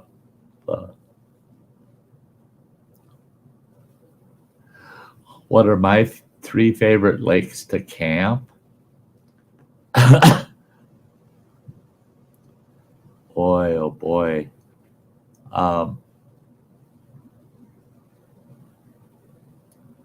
There's 3 remote lakes I love to camp. One of them's unnamed. One's called Pine Lake. And the other is called Echo Lake. Now, Pine, I can pull the adventure trailer into and hang out in there. And there's only room for 3 people or 3 campsites in there. And they're not improved campsites. They weren't. It's more dispersed camping. And it's rare that you ever find anybody in there. I like camping there. I can catch nice crappies in that lake and have a nice meal of crappies. The other one, Echo Lake, that's a hike in. You got to hike into that lake and you go to tent camp. But that lake, tiny little lake, but that's got all your panfish. It's got largemouth bass and walleye in that lake. Very deep, tiny but deep. And the third lake, there is a name for it, but I've never even known the name for it or paid attention to it. But it's one where I can get the adventure trailer in there, but it takes about 20 minutes to a half an hour of jockeying around to get that trailer to where I can back it into this one spot and set it up and actually camp in there. Because there's just enough room other than that spot I can squeeze that trailer in for a person to get in there with a rig that's got a short little trailer on it. It's tough just coming in with like a 3/4 ton truck. You come down in there and you jockey around 3-4 times before you can get that truck turned around to head back out. But I've seen guys come in with a small trailer or a big van with kayaks on them or canoes. And that lake has got great panfish in it too. Big sunfish, man. Awesome bluegills, big thick slab buggers. Yeah. Those are my 3 favorite remote lakes. Otherwise, I like Twin Lakes, which is Birch Grove Campground. I like Black Lake, love Black Lake, and I like Beaver Lake And I guess those three. I guess those are my top three.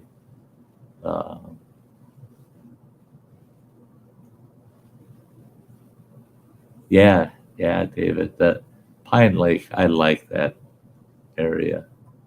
I camp there with my tent. I've got a tent that attaches to the box of my truck that pops up, big dome tent that's part of my truck then. And I went in there and I camped for a week. I saw one person on one day that whole week, and they come in with a canoe and they paddled out. They crappie fished for the day, and they left with a nice stringer of crappies. And I chatted with them for about a half hour or so.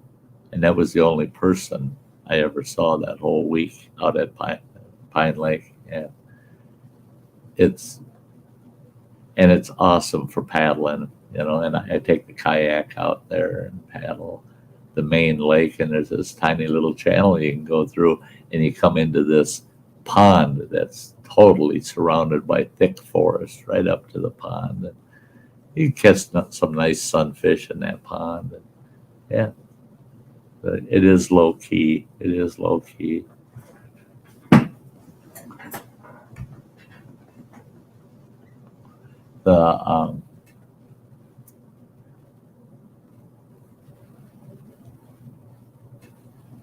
Yeah, I wish, I'm good with all the things I gotta get done here at home this summer. I mean, it's going to keep me frickin' busy, man. And I'm going to want to escape and go camping whenever I can. And so I'm going to try to make plans that'll allow me to get out and relax, hang out in some more remote spots that I can boondock, pull my trailer in, and drop it, and just hang out. If I want to go roaming around, I can use that as my home base. But just to sit and kick back, look out over the lake, and relax. That's more what Sty's looking for in this day and age anymore. I want to fish, but I don't want to pound it. I'm not out there, I'm going to get I'm catching that trophy this year. No, not that kind of fishing. I want to fish for relaxation and catch a couple of nice ones for a meal. And that's it. I just want to relax. I want to relax.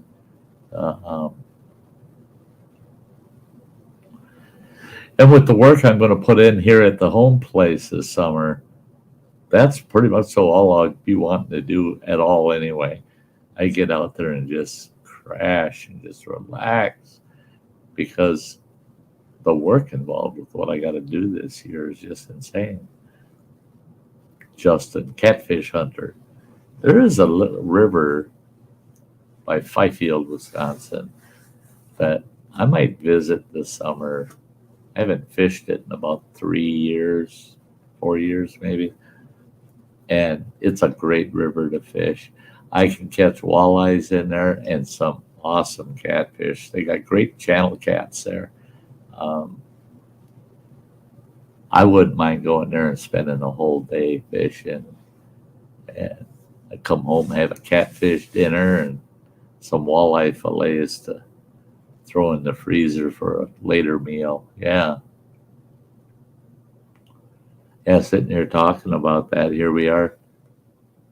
We only got one more day, and then it's the 1st of March. I better get online and pay for my fishing license for the year. Our fishing licenses here in Wisconsin go March to March, So, yeah, I get my fresh fishing license for 2022.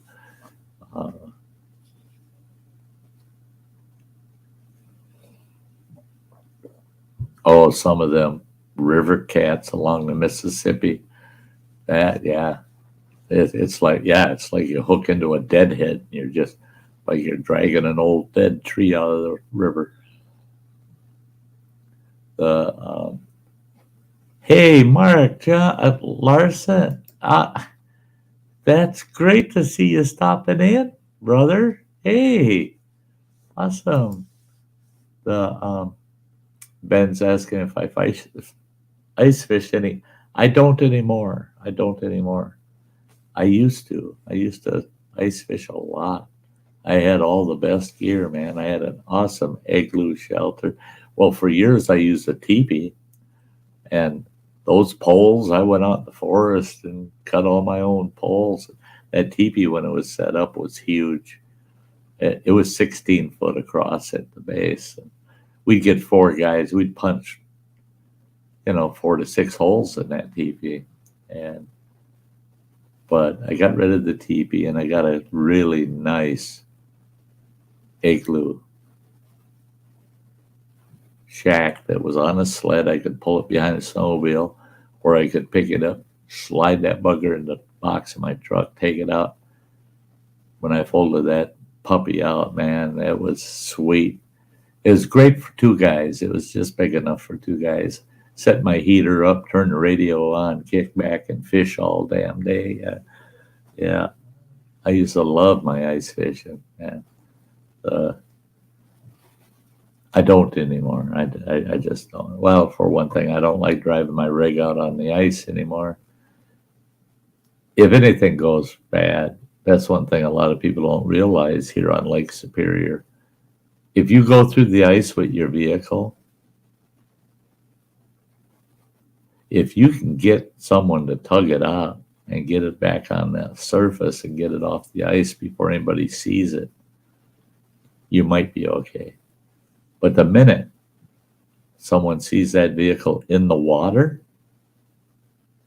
you get cited. You get a citation for $1,800. Plus, you put on top of that what it's going to cost for you to recover that vehicle out of the ice. That's $1,800. This old boy can't swing. Yeah, I ain't taking a risk. Justin says that's one lake I will not drive on. This year, just for giggles, I drove out to Madeline Island and back because what is that, 1.5 2-mile drive? And they plow the ice road out there every winter because that's how everybody on the island gets back to the mainland during the winter. And during ice coming in and ice breaking up, they use the wind sleds. You get in the big old wind sleds with the big prop on the back, and they skim across all that broken ice out there to the island and back out to Madeline. And in the summer, we have the Madeline Ferry. They're usually running 2 to 3 ferries back and forth, back and forth, back and forth all day long, hauling people back and forth, haul your car over there. Because Madeline Island's got streets and roads, but there's no way to get to it from the mainland except over by ferry when the ice is out, by wind sled when the ice is broke up, or to drive on the ice road. And so I took a scoot over there on the ice road and back, and I didn't have my camera with. I should have had it with and just filmed it just for giggles, say, hey, look, I'm driving across part of Lake Superior, They very, very rarely have anybody ever go through the ice on the ice road. They keep it plowed. They keep the snow off of it. It's nice and wide. It's as wide as a 4-lane highway. And they keep it so clear that ice gets so bloody thick in that road. It's amazing. But you don't want to go off that road because that ice, it might have 3 feet of snow on top of it, and the damn ice is only a foot thick, Where on the ice road, it's 3 to 4 feet thick. It makes ice real good when there ain't no snow on it.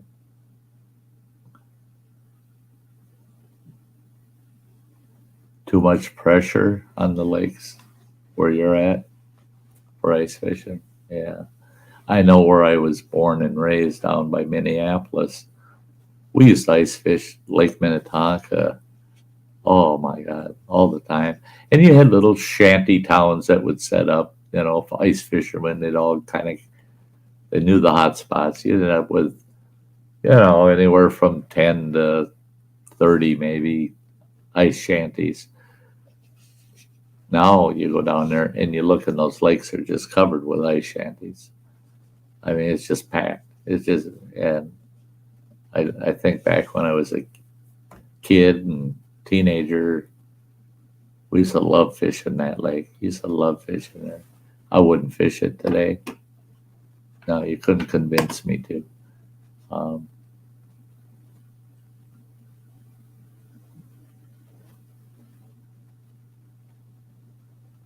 It's hard to even get to Tonka now.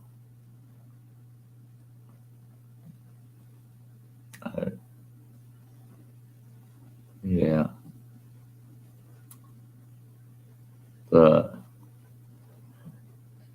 I was born and raised on Lake Minnetonka, and my hometown's gone. In fact, the old home place, the house, and the 2 cottages had been razed. Property had been sold, and they tore the buildings down. It's a shame. It's a shame because the folks that did have it took good care of the property and the homes. I don't know what's going in there, what they're going to do, but they've ruined that town. In the past 10, 15 years, it's changed drastically.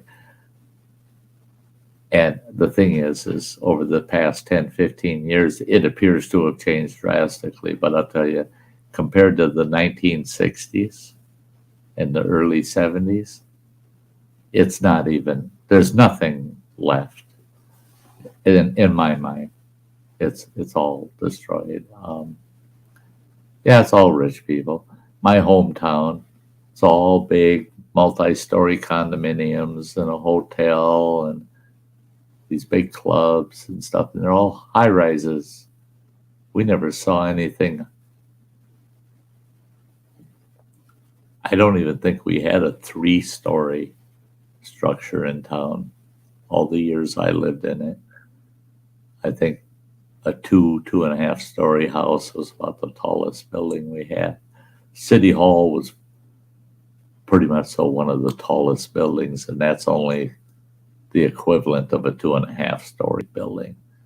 But the rest of the town it's gone. It's just not. It's part of Minneapolis now. It's just Minneapolis.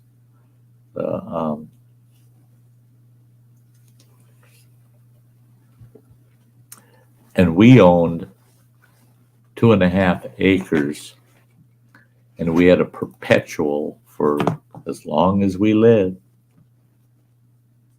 easement to Lake Minnetonka for putting a boat in and having a dock and that.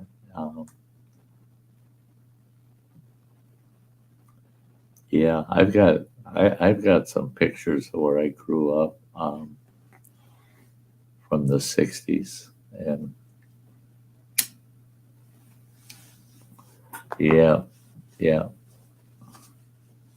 West Tonka Historical Society in Spring Park, Minnesota has a lot of our family pictures there that they have on display for people to see. See, my pop was the chief of police of the city of Spring Park on Lake Minnetonka. And he was their first and last chief of police. There's a lot of argument over that because they say, no, this other fellow was the first chief of police. Oh, but wait a minute. He was removed from office because of nepotism. His wife was the mayor at the time, and she appointed him as chief of police. And it was totally against the city's bylaws. The chief of police had to be voted into that position by the whole city council. No, she appointed her own husband as chief of police. But yet they say, but he was the first chief of police. Well, he was never legitimately the chief of police in the first place. And he was only a chief for 1 year. And he was never a cop again after that. My father, he actually had to run and be elected by the community at large to be the town constable. In 1951, he was the town constable. I believe it was 51, 50 or 51. And then I think it was 1952, he became their chief of police. He was elected by the whole city council, and he was their chief of police till 1969 when he passed away. And when he passed away, they totally absolved their police department and had neighboring community then provide the policing for them.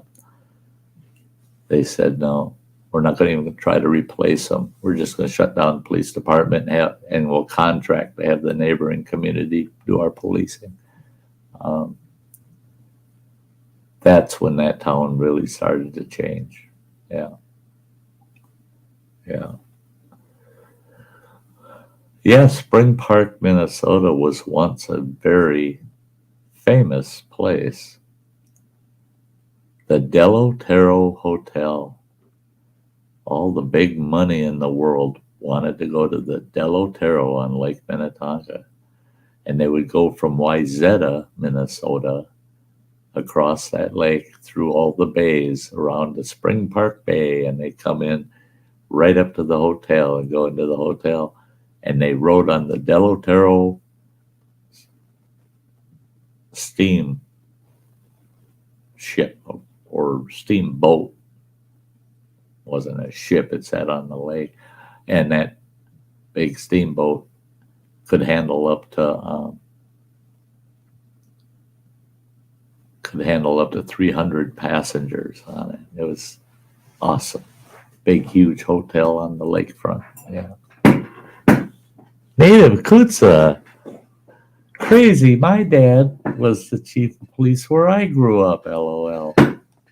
That is so cool. That is so cool. Awesome. It's kind of hard being a cop's kid, but I didn't mind it. I was proud of my pop, being the chief of police. And he was a good one. In fact, I drew next week's Sty Story, and I think the title of it's Going to the Circus. And it's about my pop when he was chief of police in something he did. And so it's pretty cool we're on that topic because, yeah. I always thought that when you talk about your dad. Yeah. That's cool. The world seems so small, You find people that shared some general lifestyles as yourself. Especially here in YouTube land, we get to meet so many people, and it's so nice to know that there's someone else out there that can relate to something that happened in your life, it's kind of a different atmosphere having a cop in the family, Yeah, there's things that you hear and see and talk about. I don't recall you ever mentioning it, girl. I think I would have remembered. I will from this day forward. I think that's cool.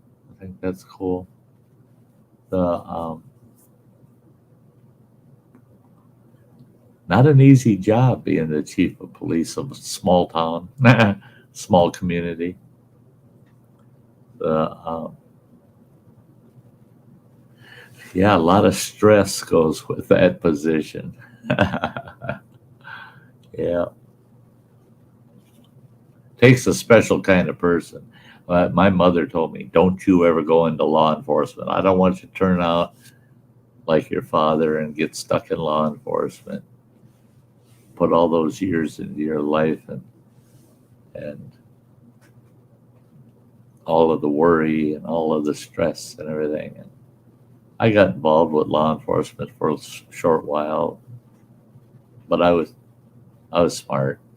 I said that it's just not for me.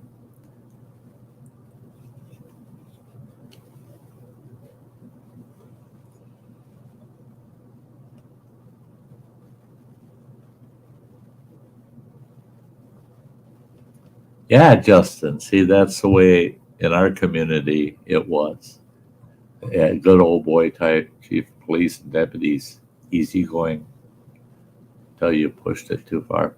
See, now, my pop was one where, he'd write tickets, he'd write tickets for speeding, that kind of thing, or for breaking a city ordinance that was kind of severe. But as far as criminal stuff, he had very, very few actual arrests that ever went before a judge. He was one of them where we'll take care of it locally. And his officers knew, boy, they had to show respect to the citizens of the community. He reminded them every day who is paying their wages. You don't unfairly treat anybody living in our community. You got to treat them all with respect. And it always went so well in our community. Always went so well. We had so few problems. You're going to have problems. No matter how good you think your town is, there's going to be problems. But you need cops that are, like my dad always said. He said, I'm a peace officer first. Enforcement is my last resort. I don't want to have to ever enforce the law. I'd rather just keep the peace. So a lot of times people would say, well, what he did was criminal. And my dad would let them know, but he ain't going to do it ever again. Guaranteed. And he was always right on that. But he could easily convince you to never commit that crime again. And it saved your butt. You didn't have to go before the man. You didn't have to go before the judge. And you didn't have to spend jail time. Didn't cost you an arm and a leg. I remember one Halloween. Kids will be kids, man. Bunch of teenagers went out. It was a group of them. They went out and they TP'd.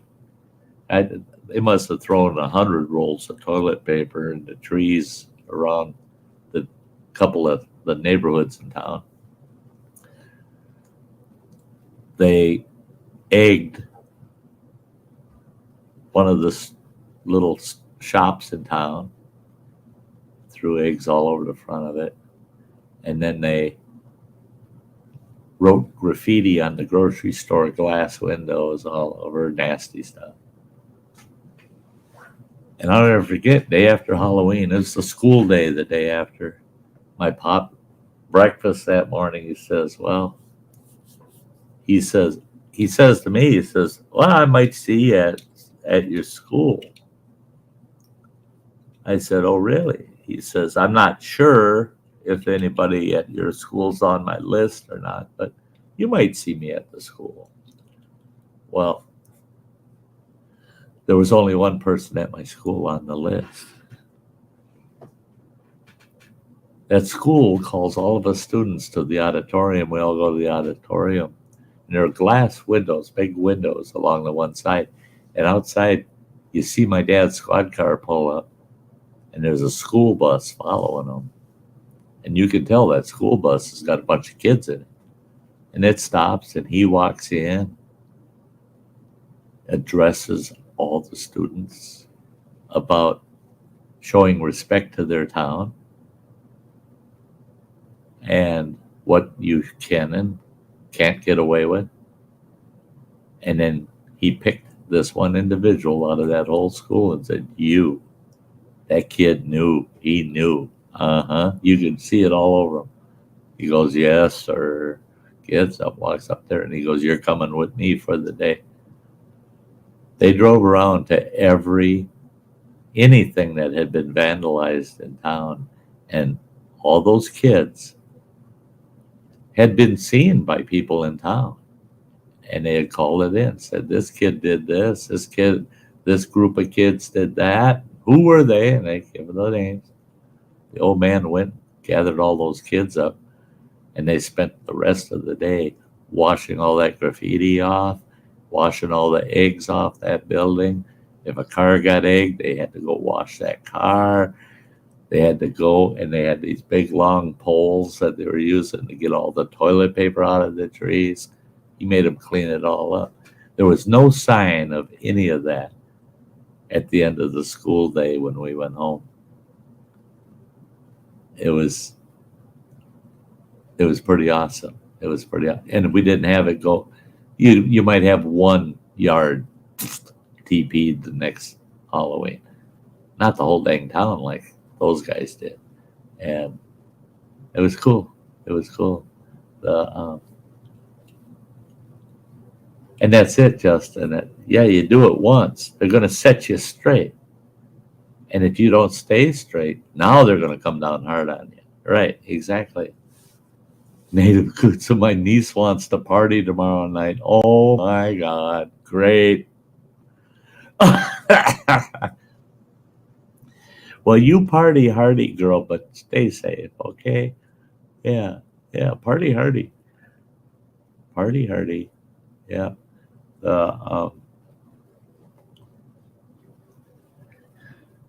Yeah. Wedding parties. Oh my gosh. Yeah. Some of those can get pretty wild. I've been to a few that I probably should have stayed away from. Yeah. My youngest girl, when she got married, oh my gosh, her wedding party. Yeah, people were crazy. It was a good time. I drank too much. I was still the most sober person left that place, so I believe I was.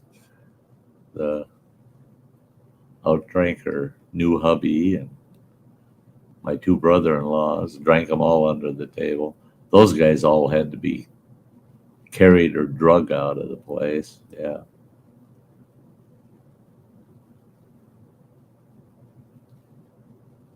I think Justin's saying last one I was at, we all got kicked out, I think is what he meant to say.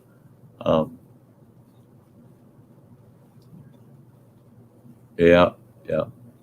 We were lucky because my youngest girl's party was at a bar that's way the heck out in the boondocks. It's way out in the boondocks. I mean, there's not even a damn town. It's just a bar way out in the woods, way out in the boondocks. So we were able to just get carried away and crazy out there. And it was a good-sized bar. It's a big bar. Big dance floor and stage. Yeah. Oh, my gosh. Yeah, we went crazy out there. Yeah. Justin. That's the thing. If I do my snow blowing live stream, which I think I'll do, I might. We'll see what happens. I might do it on Tuesday. I don't know, but either Tuesday or else next Saturday. But I'll be out there chatting with you guys in the regular chat because I won't be able to talk to you this way because it'll be a pre-recorded live stream. Well, yeah, get used to misspellings when Sty gets on the keyboard and trying to keep up in the chat. Yeah. Kick turned into get somehow. Yeah. So that's like voice to text. I can't use voice to text. The computer does not recognize what I say. It is so rare what I say comes out the way I said it. There's every sentence has got 2 or 3 words in it that I never said. I tried using voice to text for quite a long time, thinking it'll get used to me. No, I couldn't get used to it. I just gave up. I said, I'm not doing voice to text. There's a better program that Running Water's got access to, and it's authors use it a lot, where they'll dictate, and then they'll take that dictation and convert it to written text. And we're going to use that for the Sty stories. And I'm hoping that's a lot better than voice to text that I've been using online. It just, otherwise, just the editing is going to be a nightmare. Might as well type it all out. But when you got over 200 Sty stories and you want to convert it all into written text, that's a lot of work. So it'll be voice to text. Yeah. That, in fact, that's a project I got to get back on. Not very far into it. I've only got about, what is it? 16, 20.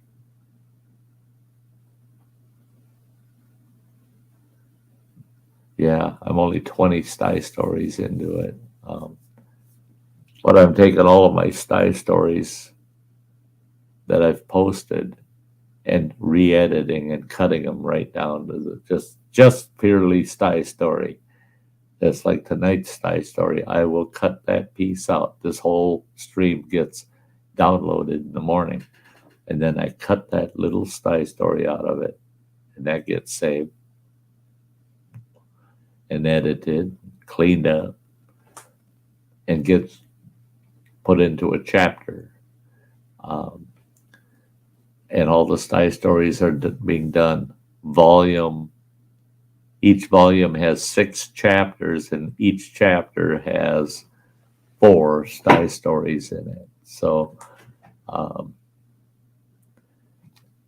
and I'll be posting those eventually. Sometime this summer, I'll start posting each Sty story based on, it'll say volume chapter 1, a volume, like volume 5, chapter 3, and all of those are going to get put up that way on a specific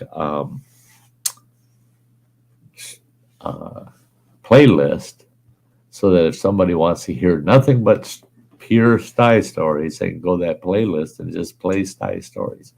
Or instead of having to listen through a stream, And then those will be converted to audio books by volume. And we hope to make it available as an audio book, broke up by volumes, and make it available on Kindle. And we also want to be able to self-publish all of the Sty stories in book form. So you could basically buy the book.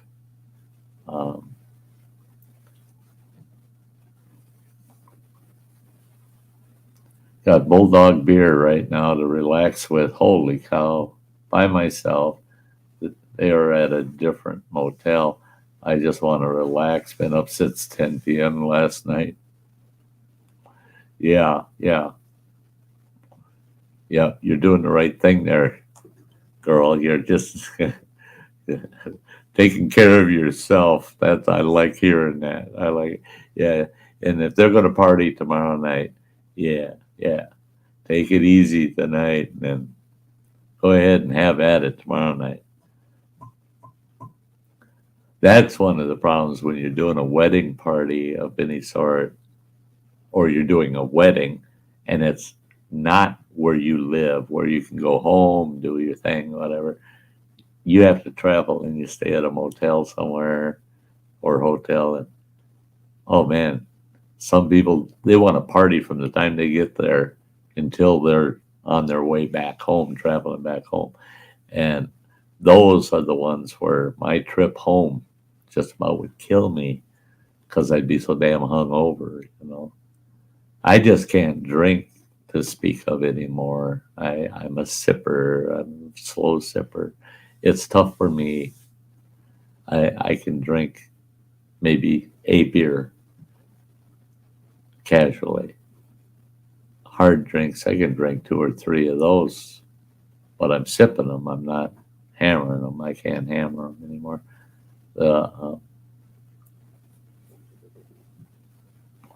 Yeah, bulldog beer. That's cool. I don't remember the name of the beer that we used to drink out there in Montana. It had a big red wild boar on it. It came in a white can and had a red boar on it. And it was cheap beer. And we drank so damn much of that. Oh my God, we drank so much of that beer. That's when I was doing drilling. I worked on drill rig. All of us guys, that beer was like drinking water to us. And it was just like, oh yeah, we get off shift at 6 o'clock in the morning and we get back into town from up in the back country. We get back into town about 7 o'clock in the morning. Just as the local store was opening, we'd run in there and everybody grabs a 6-pack. We'd each grab our 6-pack, go sit in the town park and drink everybody else is having breakfast and we're all drinking these old red boar beers. Yeah.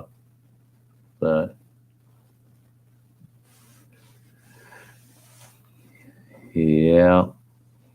Those were the days, the younger days.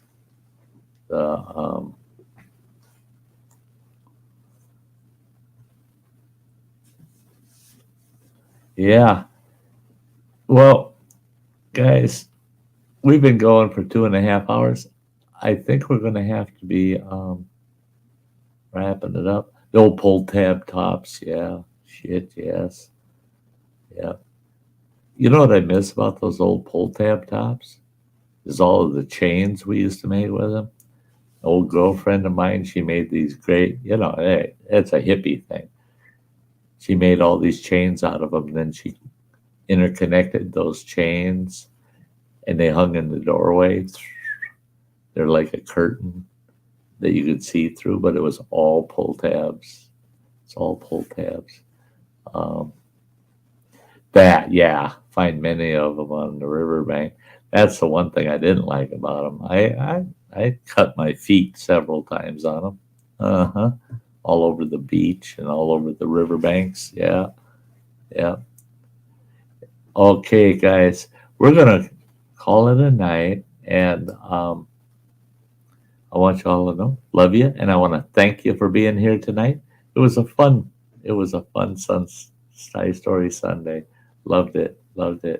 And the tomorrow night, Sty Times at 5 p.m. Central Time. Yeah, we got us a show tomorrow night. Topic tomorrow night is war. We're going to talk about war and its impacts on the world and on the individual. Yeah, we're not going to be talking about just what's going on today. We're going to be talking about kind of the history of war, and more so those impacts that war has on the world, on individuals. So it should be an interesting topic tomorrow night. So hope to see you there. If I don't, hey, there's Wednesday night, Sty Times, and there's Thursday, we're going to have around the campfire.